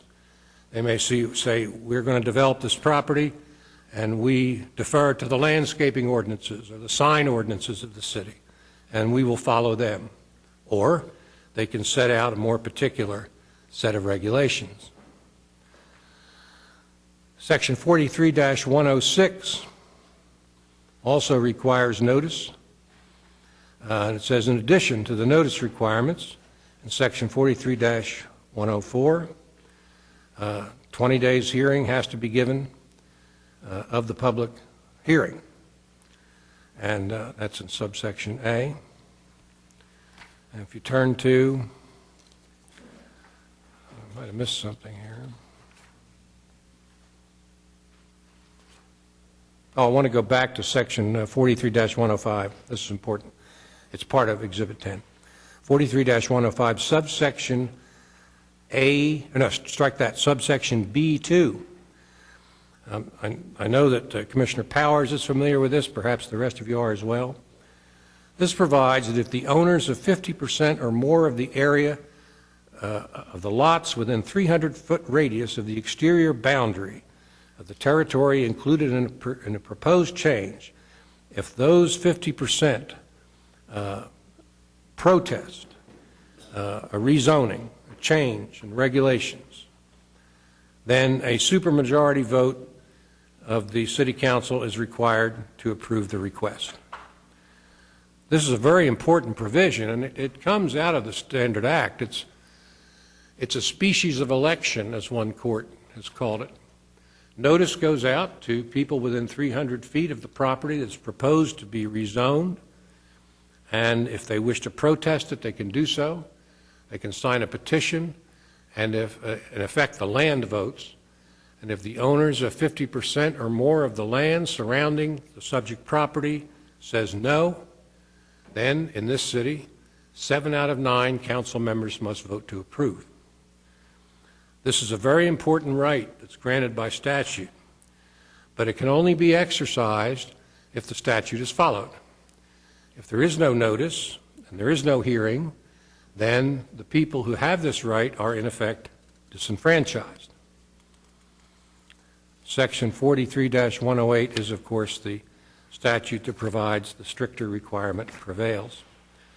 Exhibit 11 sets out notice requirements enacted by ordinance, written notice. Exhibit 12 is the statute, Title 11, Section 43-110. This is enabling legislation. This did not come out of the Standard Enabling Act. This is a reflection of developments that occurred since, principally after World War II. It enables municipalities to zone by PUD, and it sets out what municipalities may do and not do with respect to PUDs. It describes what they should be like, who has the power to approve them, and also, of course, provides for notice and a public hearing. And there is a sentence at subsection E1 that says, if an amendment of a zoning ordinance is required by the planned unit development regulations of a municipal zoning ordinance, the requirements of this act for amendment of a zoning ordinance shall be followed.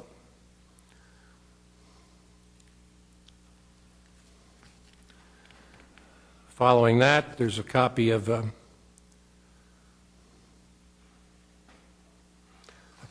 Section 43-111, which also has to do with enabling zoning by PUDs.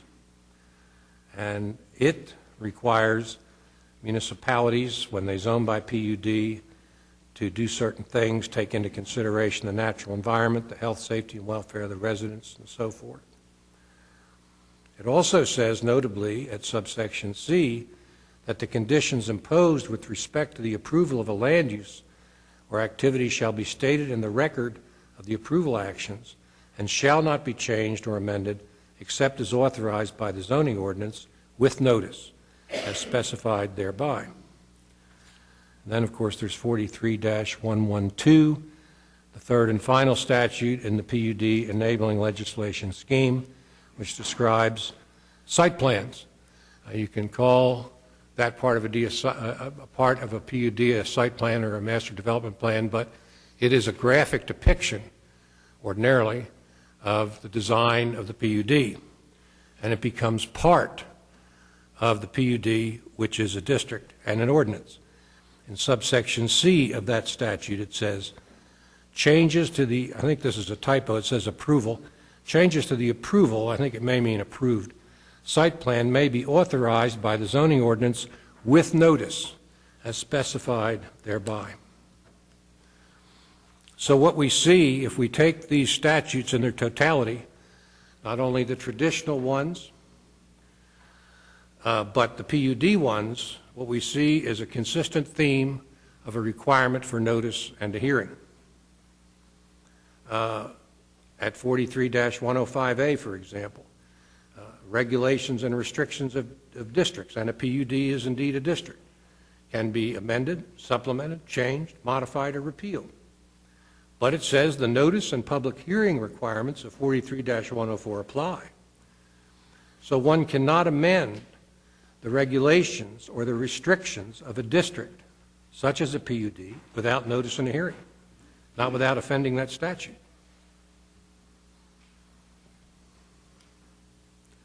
Now, with respect to 43-106, which applies the notice requirements of 43-104, notice of any, quote, proposed zoning change, close quote, must be given in writing. This begs the question that you are all no doubt thinking, is an amendment to a PUD a proposed zoning change or not? The answer is yes, because any change in the regulations or restrictions of a zoning district, such as a PUD, is a change to that district. There's another reason. In my brief, I made a survey of the jurisprudence of other states that have had occasion to deal with issues involving PUDs. And this question has not been decided or considered in Oklahoma jurisprudence so far as I know, not specifically. Extant jurisprudence seems to indicate that an amendment to a PUD is a zoning change. So hold the courts in Missouri, Florida, Ohio, Iowa, and California. And I think when we take our applicable case law and consider it in its totality, it says the same thing. Eric, not to interrupt your train of thought, but are there states that hold the opposite? Not that I found. Now, as a springboard for that, I used the Mandelker Treatise, one of the best, done by a leading land use attorney in America. So I'm not going to represent to the board that there's not a body of case law out there somewhere that says something different, but I didn't find it. Well, and I would be surprised if it exists because it wouldn't make very much sense. I want to be careful to stay focused on the issue that is before us to decide, because we're not going to decide whether or not it was proper or improper notice with an administrative amendment, or whether or not it was proper or improper for the city to decide whether an administrative amendment, as you would want us to hold or want a court to hold, would be a zoning change. We can't decide that. All we can decide is whether or not, as we were told by our chairman, it was error for him to issue an administrative amendment. So I guess my question turns to you then, Laura. In the past, has it been a common practice of the city to make administrative amendments without issuing notice? Absolutely. And in this case, we did nothing different than we've done with standard practice and operating procedure for city notification. That is correct.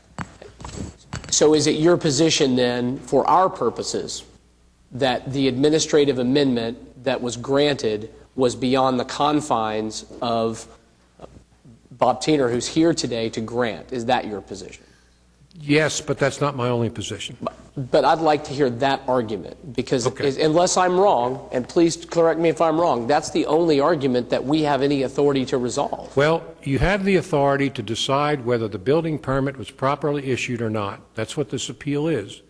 Was the building permit properly issued or not, or was it contrary to law? That question can be easily answered because the building permit allows something the administrative amendment did not. Well, and that's a separate argument that you've made before. So sure is. Now, is the building permit improperly granted because the administrative amendment was improperly granted?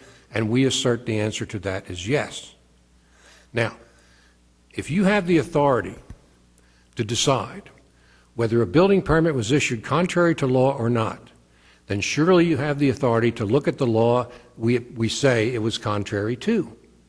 Now, the mere fact that the city has been engaging in this practice for so long does not mean, one, that the practice is proper, two, and I know you're thinking subject matter jurisdiction, two, that it was proper in this case. Yeah, and I'm not, and that's the thing. See, we can sit up here and we can get wrapped up in all this, and the reality is, whatever my opinion is on that matter is totally irrelevant. It makes no difference, and I can't cast a vote to affect it one way or another. Well, So, I think it makes all the difference. well, I would argue that for our purposes, what makes the difference is whether the administrative amendment was granted beyond the scope of the administrative official's authority. And if your argument is that it was, that's what I'm curious to. Okay, that is my argument. Okay. Now, why would I say that? Why would I say he didn't have that authority? Because the statutes don't give it to him. Now, I don't think this board can ignore the statutes that enable this process in the first place, and I would respectfully direct your attention to this. Nowhere in those three statutes that enable municipalities to zone by PUD is there a provision that allows them to be amended administratively. Nowhere.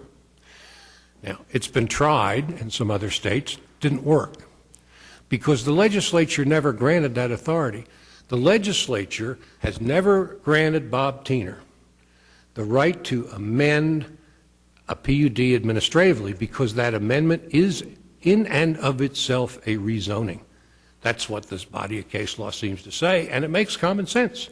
He doesn't have the authority to do it because the state didn't give him the authority. Now, we're all familiar with this old precept of Dillon's rule, which is that cities only have the power that the legislature gives them.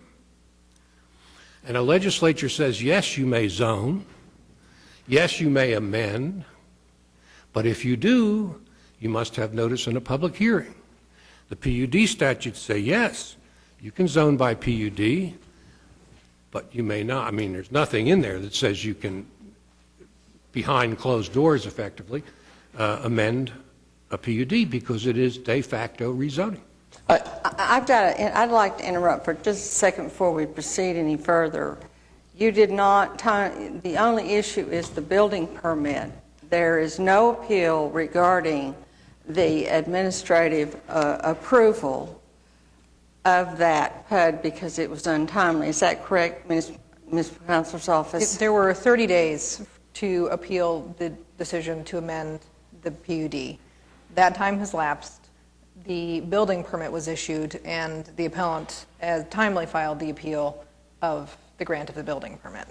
And that the 59-14250.1 does not, in this particular case, did not require the any notice requirements. It's not contained in the ordinance. Is that correct? That is correct. Let me make sure that Laura and I are on the same page. The appeal of the building permit was timely. No argue about that, right? Correct. Okay. The appeal of the administrative amendment, the city contends, was not timely because it had to be filed within 30 days, which begs a question that's central to this case. How could we appeal something that we didn't know about? And my position remains, it is impossible for us to address that. It's impossible for us to address that. With all due respect, no, it's not. So you would have us rule or make an order or make a motion to approve something that says that we agree with you that the state statutes are contrary to what the city has undertaken in its acts in adopting ordinances. Yes, sir. I would say that legally... This is different than, I'm not asking you to say the ordinance is unconstitutional for want of due process. I'm not asking you to say that.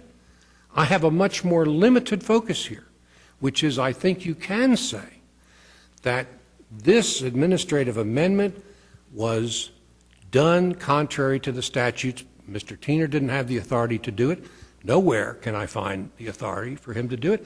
I think that's well within your subject matter jurisdiction, because if you can hear an appeal from a building permit and we come in and we say it was issued contrary to law because the amendment that allowed it was contrary to law, I think that's what you're here to do. Now, I understand the parameters of your subject matter jurisdiction, or at least I think I do, but I will tell you this. I attached a couple cases here as Exhibit 15, and they're kind of interesting on this point. The first one is the Nichols case. It's decided in 1976. In this case, the city of Tulsa did something unusual. It passed an ordinance which told its Board of Adjustment, you can't grant use variances. We don't like them. And when challenged, the court held, the Nichols court held, the city of Tulsa is not permitted to do that because the statutes enable boards of adjustment to grant variances, and the city of Tulsa cannot pass an ordinance that says you can't do that anymore because it's contrary to the empowerment of the statute. And I mean, the court said, where a zoning ordinance exceeds the powers delegated by statute, where a zoning ordinance exceeds the powers delegated by statute, any attempt to prescribe a meaning for statutory terms and limitations different from those intended by the legislature, or to attempt by ordinance to extend their meaning is an excessive use of power and renders the ordinance invalid and void. I'm not asking you to declare the ordinance invalid and void necessarily, but I am asking you to find that it didn't empower Mr. Tiener to do what he did. Also, if you note footnote 7 of that same case, quoting Macmillan on corporations, it says, at the risk of being struck down as invalid, all ordinances must in generally conform and not be inconsistent with the public policy of the state. So we have here an ordinance, is this on still? We have an ordinance that permits activities which are not authorized by statute. And then, of course, I also include the O'Rourke case, which points out that the amendment of a zoning ordinance or the refusal to do so is a legislative function. and of course can be challenged. Now, I want to conclude and answer any questions you may have. I know this is a difficult question. That's why I wrote a brief and filed it. You know, we've got lawyers sitting up here, so I know you gave it a lot of thought. But ask yourself this: are you going to hold that, as I think you want to do, Mr. Craven, that the board cannot adjudicate this matter, even though it's in the context of challenging a building permit issuance and administrative amendment for lack of subject matter jurisdiction? Because that says to me, well, you got to go to district court and do that. You know, I'm not so sure, but we thought we'd come here first and exercise the rights under the law. So that's pretty much it. I know it's a difficult question. We don't have a lot of jurisprudence on PUDs in our state, but we do have a statute, and it doesn't allow what was done here. I have two quick questions before Yes, sir. you. We were just clarified that we're looking at the building permit, but our case file and the documents that were before me for review suggest that this is the appeal of the administrative amendment. It was an attempt to appeal the administrative amendment, but that was not timely filed. So this is only matter before the board Is technically the issuance of the building permit. Doesn't this, I mean, consider this, and I'll ask Laura to see if she can answer this. How in the world can a citizen who is guaranteed access to the courts by our Constitution and access to this quasi-judicial body appeal something of which they have no notice? Wouldn't it be, it's like the notice rule, the discovery rule in tort cases. The time to file your tort case doesn't start to run until you've discovered the injury. Well, shouldn't the clock start to run when we find out about this and then have the 30 days? I mean, think of the implications of this. And while we can't consider, as I continue to contend, that whether or not that's within our purview, I would say this: there is a reason of practicality why an administrative amendment process was adopted, because if these people had pulled a building permit to build a 2-story, 35-foot building, there would be no discussion about this, right? Yes, that's correct. And so the administrative amendment process, the way that I understand it from looking at the file and the briefs and the ordinances and all that stuff, was basically adopted for minor amendments that do not affect the notice requirements that are adopted by the city and in use are followed religiously when zoning districts are changed or PUDs are applied for. But when we're talking about these outlined exceptions, these 13 reasons why an administrative amendment could be done by the city, whether or not that's right or wrong, I don't know, and I'm not going to pass an opinion on that today or any other time. But if that process is valid, that's what we look at to see if it was in the confines of that it was granted. That makes perfect sense to you, I would assume. Not exactly. Okay. Close, but not exactly. I'm still curious. I would like anyone on the board or their counsel to tell me, how do you appeal from something of which you have no knowledge? You're an attorney. Doesn't that sort of disturb you? I mean, what would you tell your client? You'd say you're out of time, and the client says, I didn't know anything about it. You say, well, that's your tough luck. Well, what I would say to that is that while there are certainly numerous reasons why you would want to be notified of it, I think there are also obvious reasons why a notification wouldn't be required, and the process would be different if you're making a minor adjustment, which was the intent of the city when it adopted the administrative amendment process. At the end of the day, what we're arguing about today, and I'm not taking a side on that issue, is we're arguing about 7 feet, right? That's what we're arguing about. No. Well, what are we arguing about? We're arguing about the process, sir. Okay. We're arguing about the process. We're arguing about the fundamental rights that are granted to citizens by the statutory regulatory scheme. They give citizens the right to notice. They give citizens the right to a public hearing. They give them the right to protest whenever district regulations are changed, period. Yeah, thank Mr. you. Groves, thank you very much. Is an intellectually exhausting case, so I thank all of you for your attention to it. Thank you, sir. Mr. Box. Good afternoon. David Box, 522 Colcord Drive, here on behalf of Fairway Holdings, who is the owner of the subject tract as well as the entity that sought and was granted the building permit. Also with me is Tim Johnson and Dennis Box, and also with me are representatives from Fairway Holdings, Jeff Van Hoos, Mark Beffert, Paul Self, and David Machino. At the outset, I think it's important to start.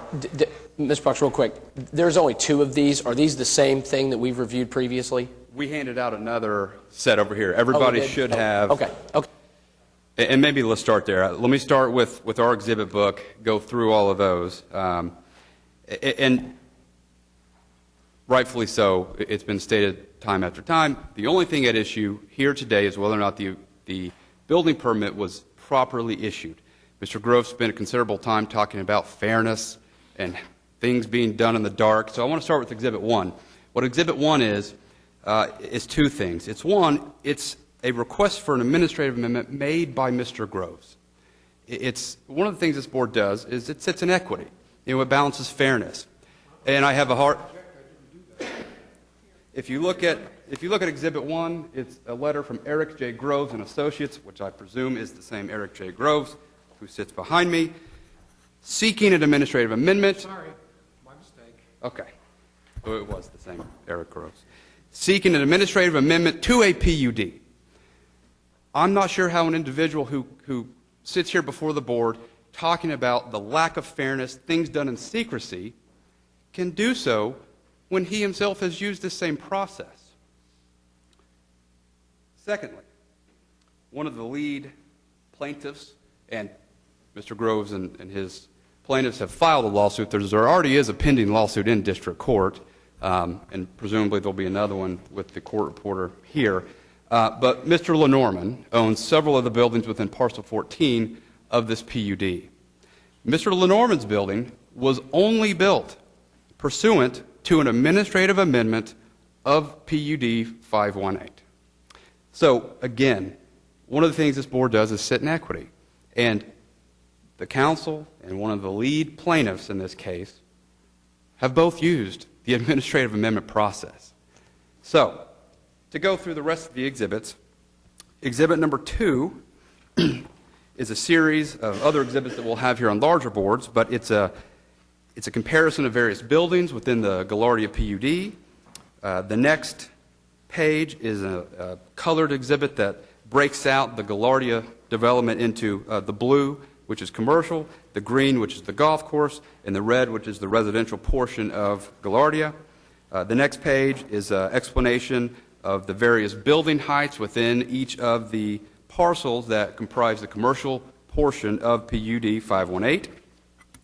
And the next page is more detail and showing distances from various homes. If we turn to the next, Exhibit 3, what you'll see is the first 2 pages of PUD 518. The question was asked, is this a common practice? We filed an open records request, and what we found were hundreds of administrative amendments to various PUDs in this city. This PUD has 11 administrative amendments itself. So this is the first 2 pages, and what you see are, there were 12, one was revoked. But this PUD has been amended 11 times. Exhibit number 4 are various portions relevant portions of the PUD that will become relevant to this discussion. Exhibit 5 is the approval of the administrative amendment made in this case after Mr. Johnson's submittal. Exhibit number 6 is the building permit issued. Exhibit number 7, I referenced the building owned by Mr. Lenormand was constructed only after an administrative amendment was approved. What you'll find in tab 7 is the administrative amendment that allowed that building to be constructed. Number 8 are various photos, starting with the photo of the building at issue, and then various photos from taken on the golf course to all the office buildings. It's worth noting that I believe Mr. Lenormand was not the applicant of that administrative amendment when it was made to allow his 4-story building to be constructed, but the point remains he is the beneficiary of that process. Letter 9 is a letter from an architect that sits on the Gaillardia committee that had to sit and look at the design of this building and approve it. It was approved, and if you look at the letter, a couple things to point out. Mr. Blair states, I feel that we should offer our support to the above referenced project. It's one of the nicest commercial office buildings that we had reviewed, and it had a unanimous vote from the committee approving the design of the building. Finally, Exhibit 10 is a site plan of this project. One of the things that Mr. Groves did not go through, and he said time and time again, that the legislature has never granted Bob Tiener the authority to grant administrative amendments. While I'll agree that the legislature has never used Mr. Bob Tiener's name in what they've done, if we look at, and it should be in the back of your book, it's Title 11, Section 43111. And if we look at C, this is where the authority is granted to municipalities to amend PUDs. In Section C, starting at the second line, starting at the beginning or the end of the first line, approval action and shall not be changed or amended. So what we're talking about is PUDs. We look at 43111, authority for consideration and approval of planned unit developments. So we shall not be changed or amended except as authorized by the zoning ordinance. Okay? So let's look at the zoning ordinance. We look at 59-14250, and it explicitly authorizes municipalities to amend PUDs if 13 criteria are met. The next part of 43111 is with notice as specified thereby. This is one of the biggest points of contention Mr. Groves has, that notice should have been sent. What the legislature said is, we're leaving it to the cities. The cities must decide if notice would be required. When they say, with notice as specified thereby, what they're saying is, look to the ordinance to see if notice is required. And if you look at the Oklahoma City zoning ordinance, there are numerous things that require notice to be sent. The city could have required notice for administrative amendments, but they chose not to, and that was well within their legal right, pursuant to what the state legislature granted them the right to do. So almost no discussion, but questions as to where is the authority for Mr. Tiener to grant these? It's in the same place where the authority was to grant the request that Mr. Groves submitted. It's in the same place where the request for the building Mr. Lenormand owns was, right there in 43111. Now, one of the other points raised in the brief that I believe I need to touch on is an idea that office uses aren't permitted within Parcel 15. When you look at Parcel 15, and you can find that at tab 4, you see at the bottom, page 18. This is tab 4 of the book you handed out today? Yes. Okay.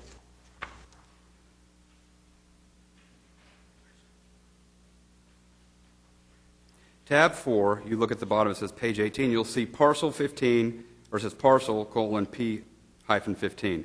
The use, commercial, retail, office, multifamily attached. Under special conditions, C3 community commercial and R4 regulations, administrative and professional offices is explicitly permitted in C3, as well as under use, office uses are permitted. So I don't know that Mr. Groves is really claiming that it can't be an office, are you, Mr. Groves? Okay. There was some issues raised in the brief that possibly offices weren't permitted. But he did raise some issues going beyond this ordinance. There are times in the ordinance it's amended that notice would be given in certain situations. Sure. For certain developments after any application on impetus, but after 2001, dealing with design, and is that correct, on 14.252.0.2, if you were to fit that category, there are notice procedures. What does that have to do? Given if the notice is not an issue, he also has raised, and I know you're going to go on with that later, but the issue of did the building permit comport with the actual administrative amendment? I think he raised that issue or mentioned that issue. It did, because if you look at what the municipal code sets out it's the 13 criteria. It's 13 criteria that you have to meet in order to be eligible for an administrative amendment. If you fail to meet one of those, what staff would say is, we are denying your administrative amendment, you must go rezone. But the building permit did talk about 3 stories versus 2 stories and a parking garage below or suppression, and the number of inches or the number of feet. And there was some issue regarding the number of feet that the building permit may not have comported with the administrative amendment. And if you could address that, because I think that's what's before us today. Well, the building permit says 45 feet and 3 stories. If you look at the request for the administrative amendment, it was tailored to the administrative amendment that allowed the Lenormand building to be built. And what it says is 3 stories, 45 feet, and in parentheses, or 2 stories over parking. And so what was approved by Mr. Tiener was 42 feet. And if you look at what was submitted, it's 2 stories of office over parking. And it's well within the 20%. In fact, it's only 14%. You're allowed to amend these types of actions up to 20%. Our amendment only amended at 14%. But if you were to look at the parking garage, the parking area, that is suppressed, meaning it's underground. So if you were to count the number of feet from the ground level to the top, what would it be? So our building height is 40 feet.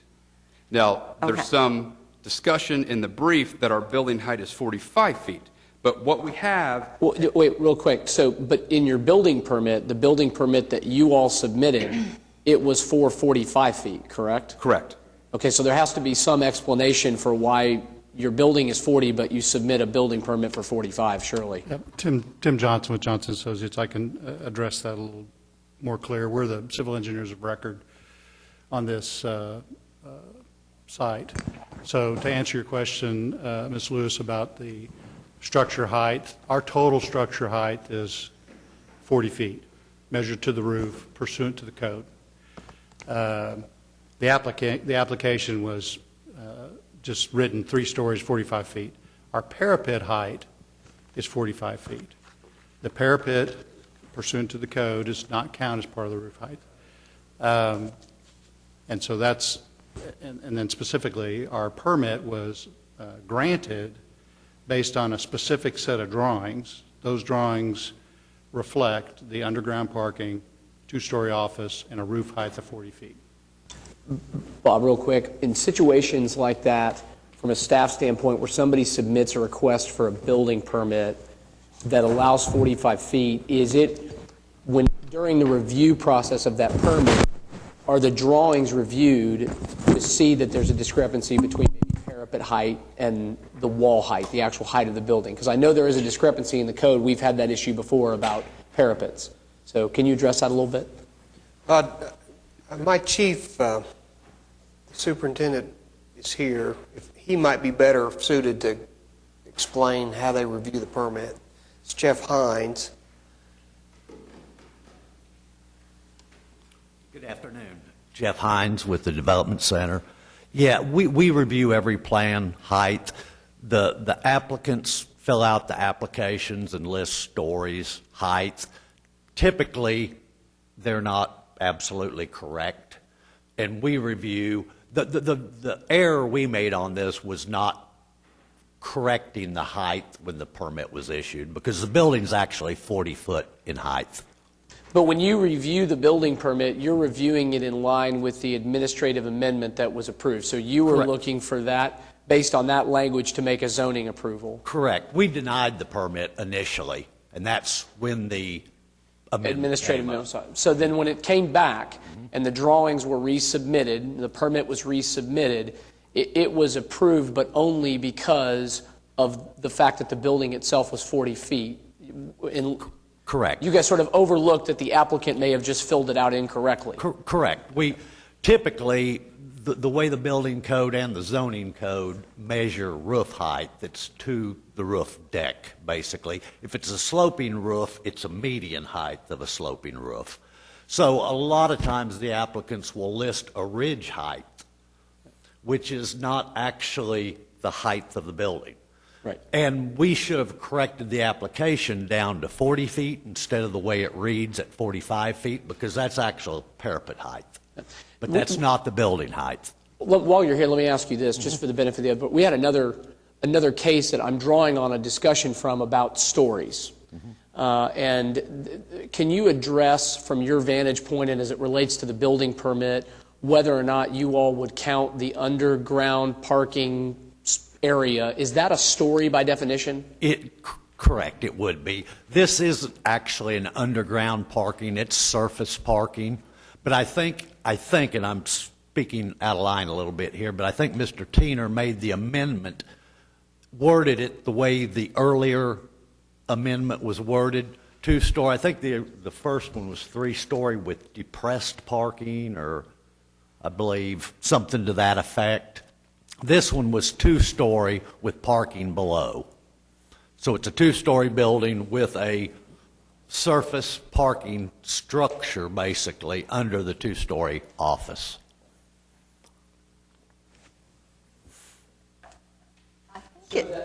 I think it says shall not exceed 2 stories or 42 feet with parking below in height above the adjacent ground. Is that what it says? I can find it in here somewhere. The letter? Yeah, the letters. That's what I was just trying to get to, and I just found it. So, yeah, could you address that letter? It's I'm looking at Mr. Grove's appellant brief, which is exhibit number 6, if you've got that.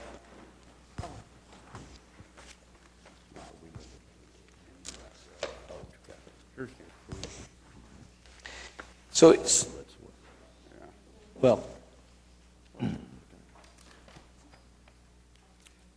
I can tell you the July 23, 2015 request for administrative amendment submitted by Mr. Johnson says, this amendment is requested in order to alter the permitted height in parcel 15 to accommodate a 3-story or 45-foot tall office building. What date is that letter? July 23, 2015. Well, there's a letter. The letter that we have is July 31st, 2015 from Tim. Are you talking about Tim Johnson's letter? Yes. That letter from July 23rd says this amendment is requested in order to alter the permitted height in parcel 15 to accommodate a 2-story, 42-foot tall office building.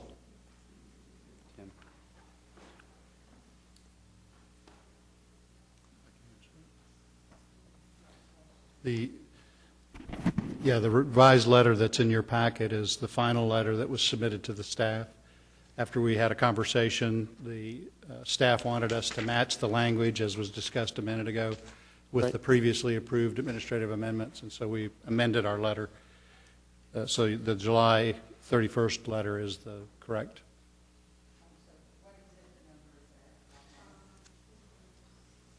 It's exhibit number 5 in Mr. Grove's booklet. Yep, and that's the correct letter. I apologize.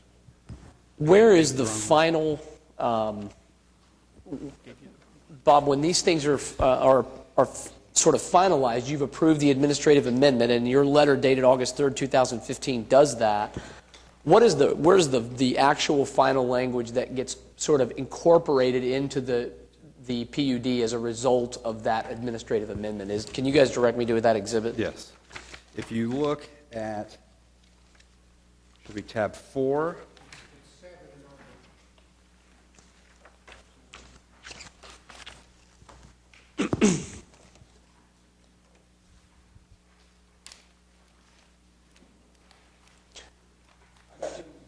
Yeah. It's on page exhibit 7, Eric's, at the bottom. Of exhibit 7 in Mr. Grove's book, what you'll see, and the copying is a little hard to read it, and it's highlighted, and it's number 4 under parcel 15. No more than one building shall be permitted within 50 feet of parcels 19 and 20, the golf course parcels. Said building shall not exceed 2 stories or 42 feet with parking below. Okay, so question.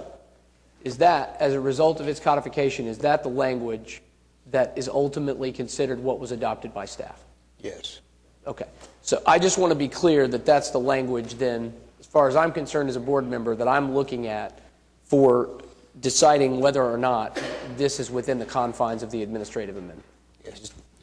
And what it allows is 42 feet, and as Mr. Hines stated, our building's actually 40 feet. So we're below what the the PUD, as amended today, would permit. If there aren't any questions of me at this time, I'm going to turn it over briefly to Mr. Johnson to go through some of the various building heights within this development, and then I'll be back up after Mr. Johnson.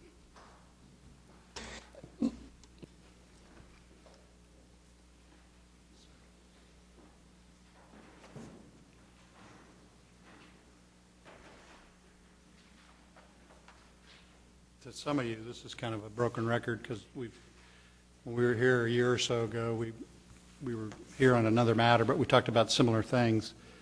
As part of your packet, there is these images that indicate various buildings. We selected four. I apologize.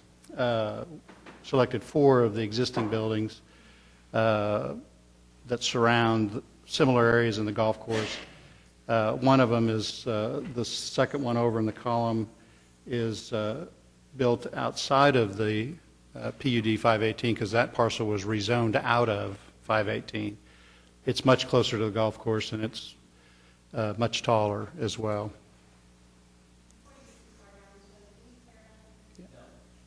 Sorry. I mean, That's okay. I think it is clear, and if it were relating to a variance in terms of how we're looking at how it would affect the area and other things, I think those things would be very relevant because the heights of the other buildings are in line with the height of this building, and I think all that's relevant. I think really to narrow the focus, the point is at this juncture, as far as I've tried to summarize all this, and Mr. Box and Mr. Groves are very good at putting a lot of things around these issues, but to me, it's this. There is a building that an administrative amendment was approved on. That administrative amendment allowed for a 2-story building with parking below not to exceed 42 feet in height. It's been presented to us that 42 feet was measured from the actual building height. Thus, it doesn't include any other structures that are defined by code, things like parapet walls, that add to the height of that structure. They're not a part of the building's height as is regulated by the zoning ordinance.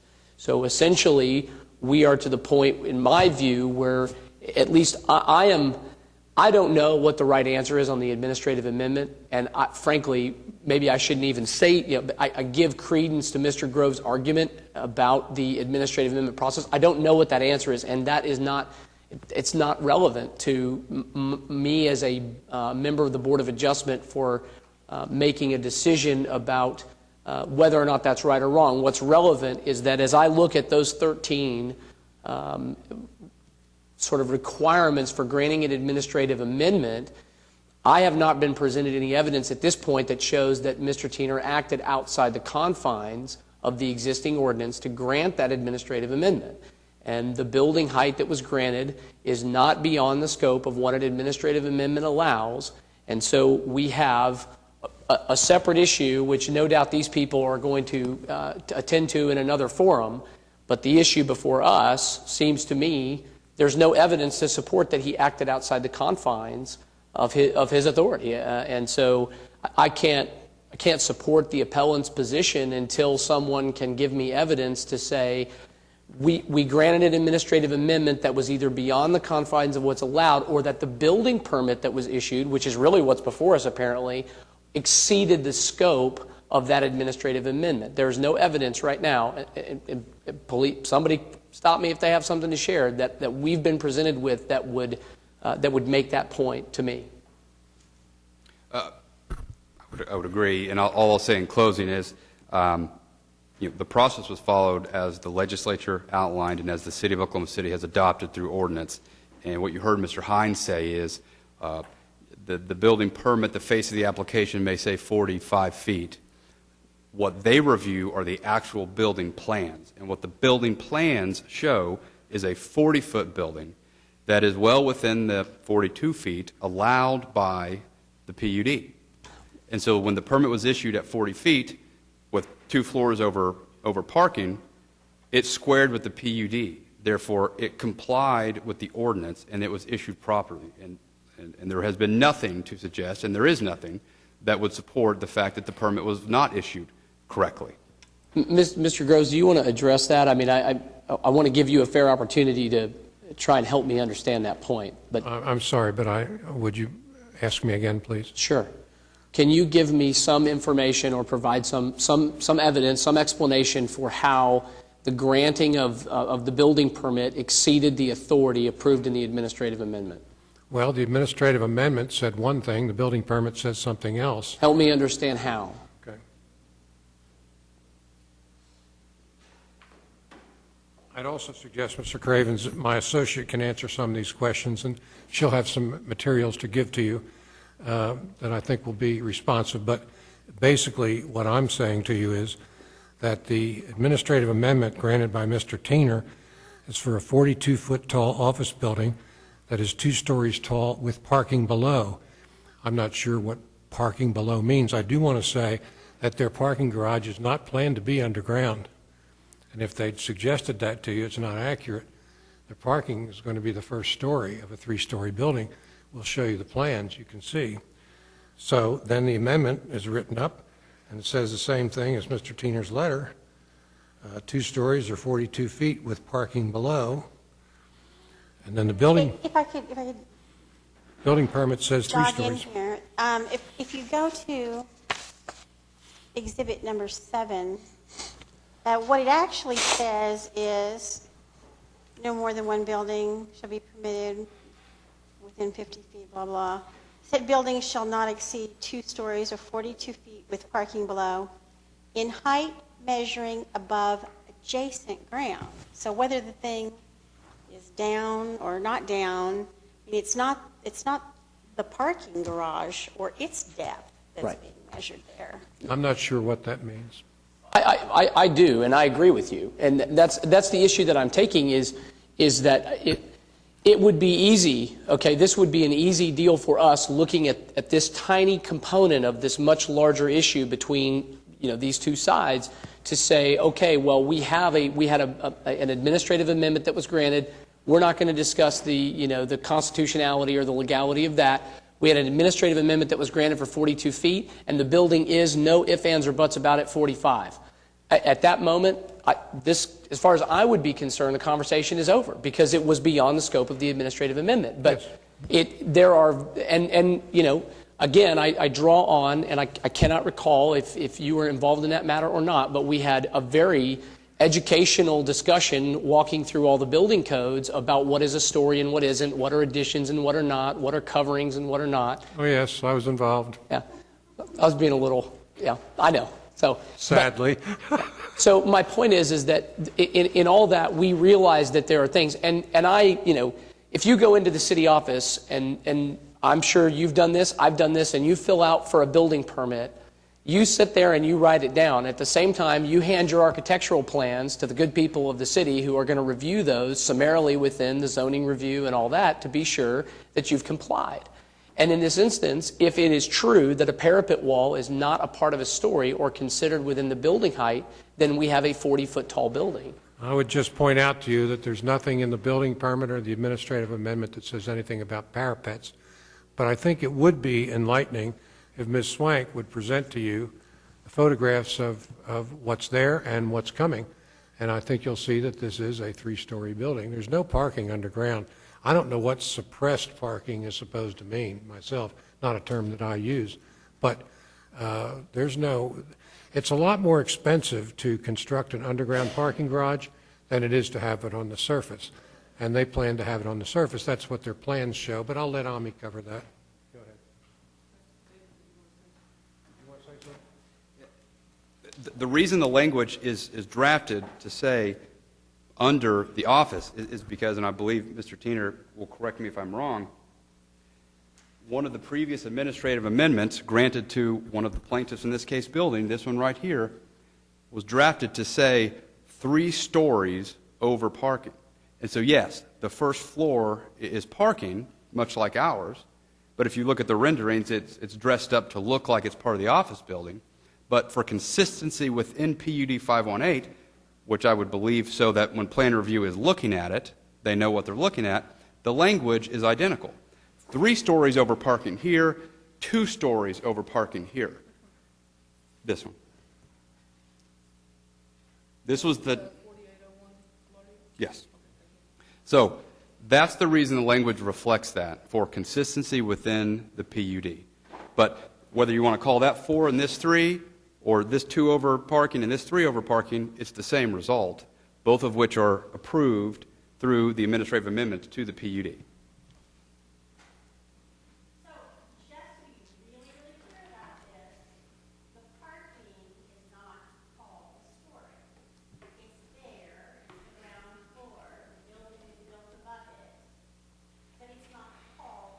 I think Jeff did say it was a story. It is a story. And that's why Mr. Johnson's letter said 3 stories, 45 feet, and in parentheses, it talks about 2 stories over parking.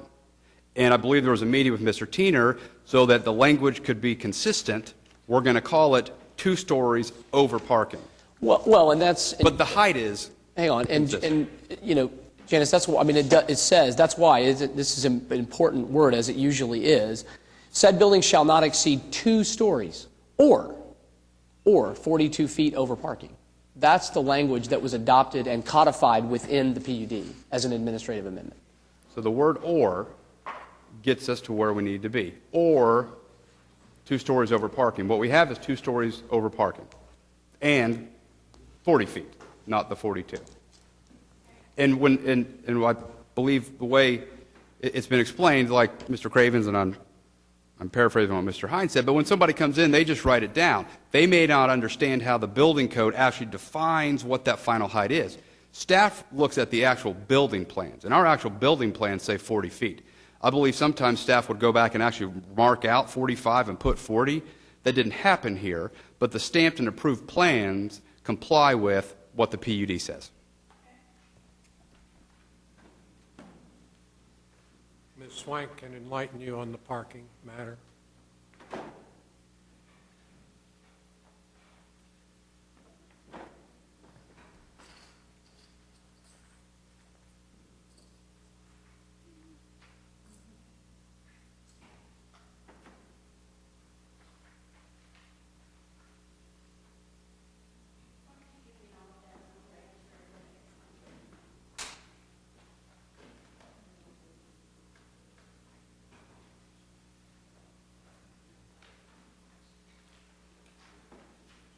If you would, just for the record, please give us your name and address. Oh, sure, David.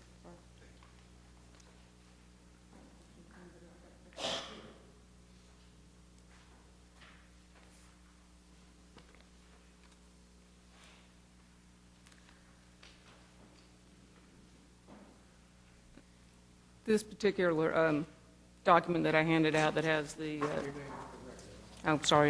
Ami Swank, 3601 Northwest Classroom. This is the 4801 Gaillardia, which Mr. Fox was speaking about. It's a 3-story building where they copied their language from. And if you'll thumb through it all, what you're going to find is it's 3 stories above ground with 1-story underground parking. It seems like kind of one thing that has kind of gotten overlooked is the building actually needs to be restricted by ordinance to 2 stories because of its location to the R1 residential area that's not within the PUD.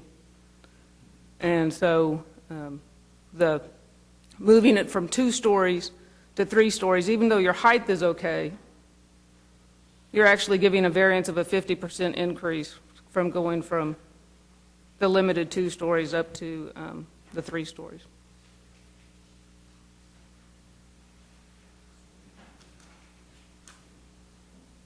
If you have any questions on that. Oh, and the other handout that you had is a depiction of the building to give you an idea of that the parking is actually underneath, and so the first story, as everybody's agreed to currently, is parking, and it is a story.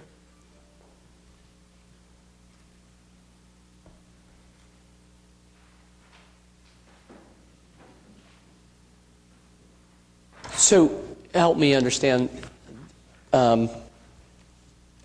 your position on the parking is that because this PUD is adjacent to an R1 zoning district that a three-story building is not permitted?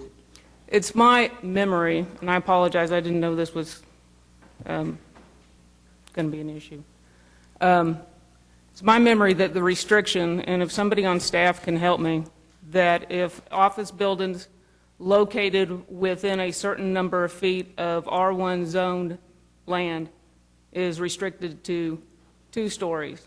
And if it's a further distance away from R1 zoned land, then it can go up to 3 stories. And this, because it's across the street from the R1 land, it falls within, my understanding, it falls within the 2-story restriction. I fully grant you, if you just look at the PUD, it's a far enough distance away from any homes that it would be allowed up to 3 stories. But like I said, my understanding of the ordinance and the table that sets out height requirements is because that land right there is zoned R1. It's restricted to 2 stories. So the variance would have been a doubling, and I think that's probably why when the letter for the variance for amending the PUD was restricted to 2 stories. And then if you did, like I said, if you did mimic the language of the other buildings in Gaillardia, it was underground. Now, if I'm wrong on the spacing, well, or I think too, and Bob, maybe you can answer this off the cuff. It seems like my memory is that there's an or in there too somewhere. It's either a certain number of stories or a certain height. Is that? Am I crazy? That's right. Could you clarify? Because I thought that would clarify that for us. Well, the zoning ordinance provides for a maximum height or a number of stories. Now, some zoning districts have a setback. The farther you are from property, the higher you can go. Okay. I just have to look up the O2 bulk standards and try to explain it, read it. That's what you want me to do. Mr. Box. There's 2 issues that are getting confused. One is if this was a piece of property zoned O2 and we were going to build next to a piece zoned R1, and what it would say is that's sliding scale, and you're limited to 2 stories. Here we have a PUD that we're not developing pursuant to the O2 regulations. We're developing pursuant to the very specific 42 feet allowed, except as modified by the extra height, which is why the administrative amendment was approved. So if silent, then yes, which is exactly why this process was started. It was silent. We filed for the building permit. Once we amended it, it's no longer silent. It's very specific. Therefore, we meet it. And the building she was referencing, if you measure from the north elevation, the Lenormand building in parcel 14, when measured from the north elevation, it's a 4-story building. So it's suppressed as you come from the south, but as visible from the golf course, it's 4 stories or it's 3 stories over a parking.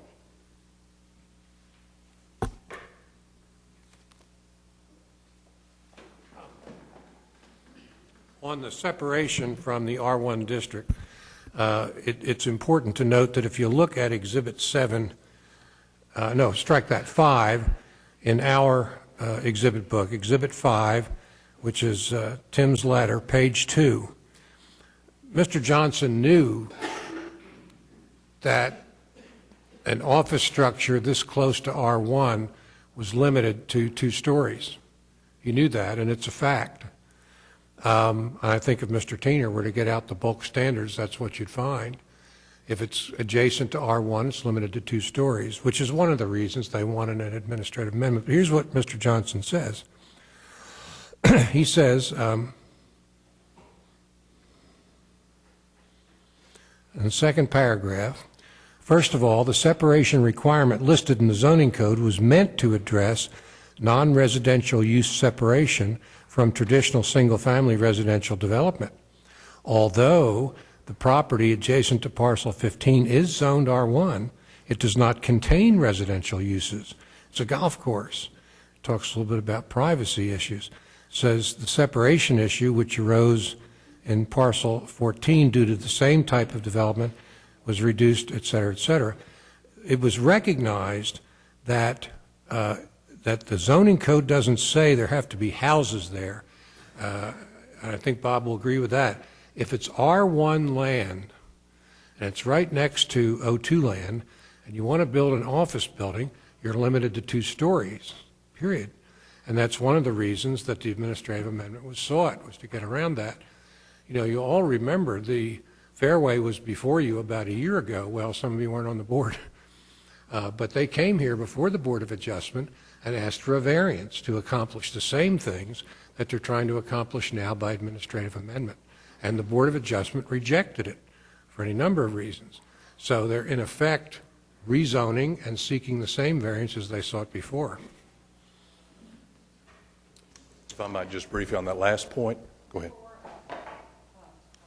I have one question of you, Mr. Groves. You have, in fact, applied for, on behalf of a client, for an administrative amendment and secured one. Is that correct? Yes, but may I respond to that? Yes, you may. I think it is improper for one lawyer to try to impeach the credibility of another lawyer. I agree. I agree. Okay. I agree. I think it's irrelevant. I mean, I confess I did it back in 2005. I forgot about it, but I did in 2005. Okay. I just thought if we were taking inconsistent positions. That's okay. Never mind. I think it's very valid myself, Dennis Box, on behalf of the property owners. I just want to make sure one thing's clear. When Mr. Groves and I were on the same side against Mr. Johnson, and he referred to this previous Gaillardia case, what he didn't tell you was that case dealt with a change of boundary. And one of the 13 conditions on a minor amendment is you can't change the boundary. We comply with the 13 conditions. Mr. Hines has said the building permit, taken in total, all the detailed plans comply with the administrative amendment. Therefore, we think that Mr. Groves' application should be denied. That's not the case I was talking about. That case was many years ago when Dennis and I were co-counsel. I was representing Fred Hall. No, I was representing Mr. Lenormand, as I am today. Dennis was representing Fred Hall. And they tried to make an administrative amendment to put cottages on the fairway out there. That's that case. And I might add that I have attached as Exhibit 14 the memo that was drafted by Ken Jordan and Dan Brummett about that case to the Planning Commission. And I might add that if you look at page 2 of that memo, Ken and Dan reflect a good deal of sensitivity about lack of notice in a public hearing. You know, Fred Hall, they said, received no notice about the approval of the administrative amendment. No hearing of any kind was afforded. In my view, the Office of the Municipal Counselor had a little different take on it back in 2005. But anyway, the case I was talking about was an application for a variance brought by Fairway a year ago to accomplish the same ends that they now seek to accomplish by an administrative amendment. We appeared before the board on behalf of the same parties, objected to it, and the board denied it on the merits that it wasn't a very good idea. So they waited, they went in for an administrative amendment to get the same result. Thank you, Mr. Groves. Mr. Box, let's wrap it up. 2 seconds. It was a completely different project. The case brought before the board last time was for a 5-story multifamily apartment building. So it's not the same end that we're trying to get to here. This is a completely separate project. The concern from his clients were the apartments. So now we're developing a use that's permitted through the PUD.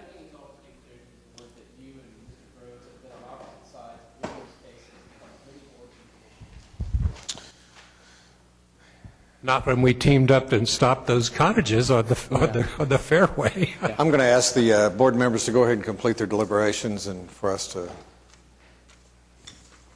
Can we take a break, please?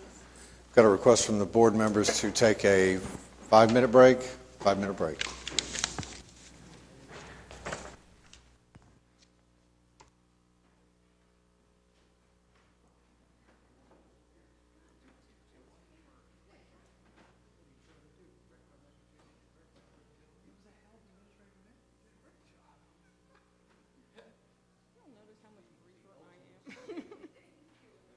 shorter I talk. I hate to talk. I hate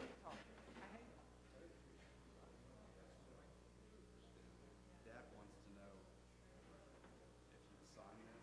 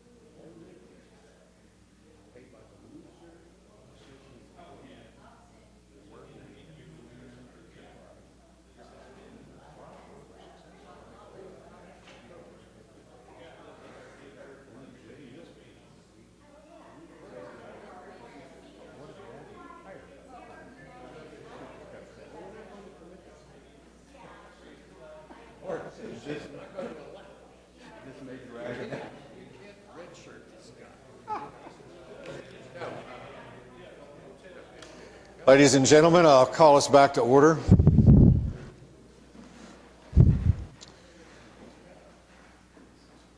Board members, unless there's a request on your part for more testimony, I think we've probably heard the relevant issues and should go ahead and complete our deliberations. You know, I have to say, I am perhaps a little more willing than Commissioner Cravens is to follow the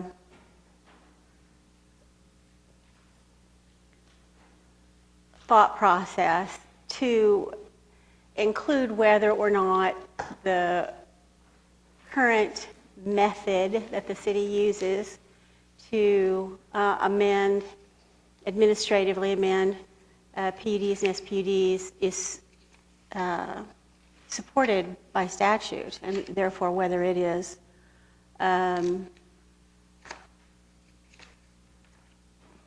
being used in a way that's legal and lawful and would support the particular one at issue in this case. And the fact that we do it all the time does not strike me as justification, or that we have done it for years and years, or even that it would be a huge mess if we didn't do it. The idea that we would have to hear every minor amendment to a PUD or SPUD, back through the whole process of zoning, it would really clog up the system. There's no question about that. But based on what has been presented to us here, I'm not quite sure that we're there yet. I have to withhold from that deliberation, I guess, my own personal preference, which is really that issues which have been adamantly deliberated through the process, it seems to me, are tricky to amend administratively, to say the least. And it would really be my preference that they were not.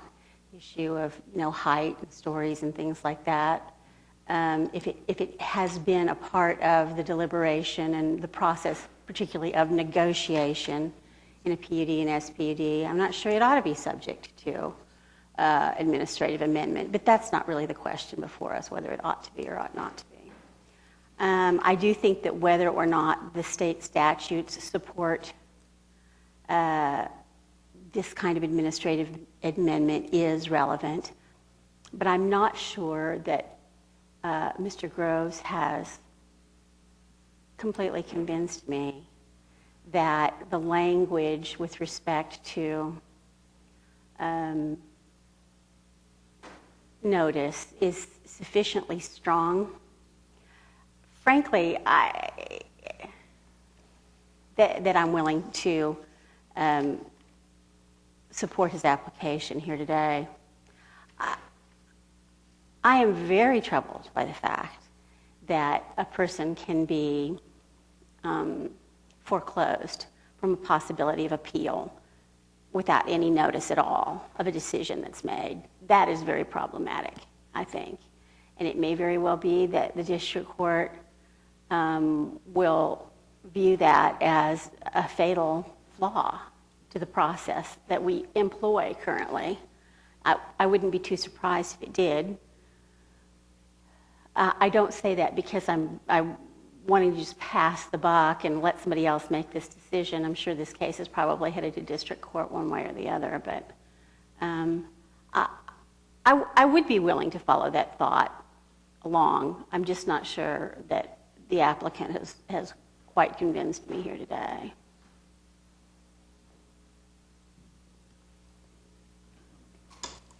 I think we discussed in great detail the building permit and the administrative amendment.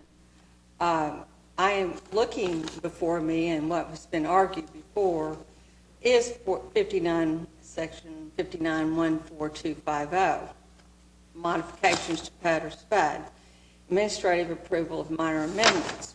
Now it has there's a 14250.2, change or amendment and other things. And the last time the council deliberated and adopted the latest legislation on this point was in 2013, and subsequent to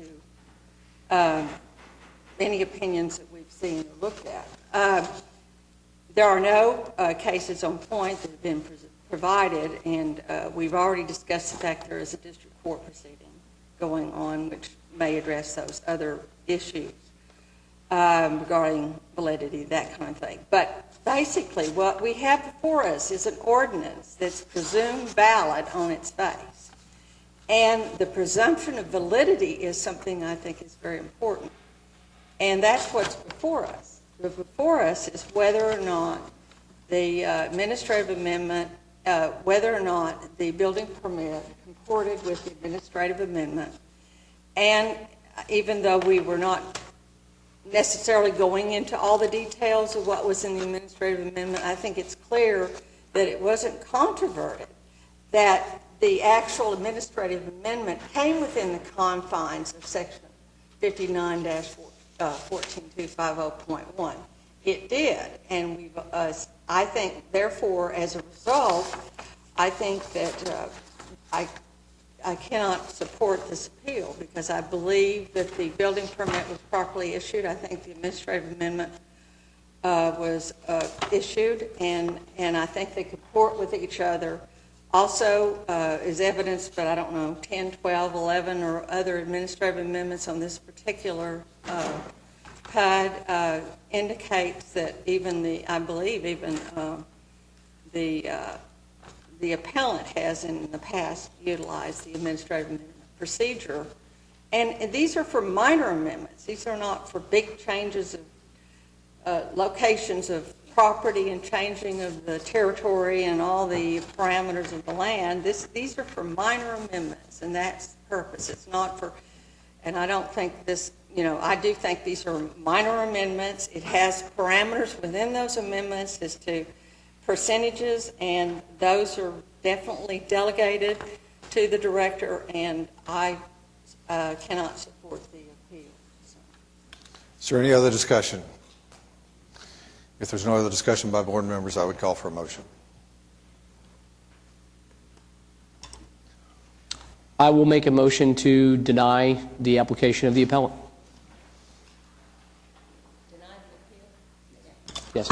Second. I have a motion and a second to deny the appeal. Register your vote.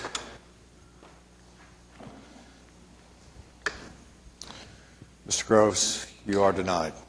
Thank you. Thank you, gentlemen.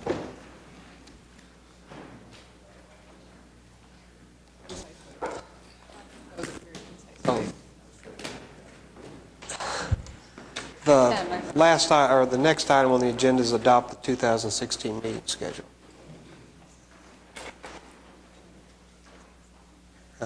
So moved. Have a motion and a second to adopt the calendar. Register your vote. The calendar is adopted. And if there's no further business, a motion to adjourn would be in order. So moved. Register your vote. We are adjourned.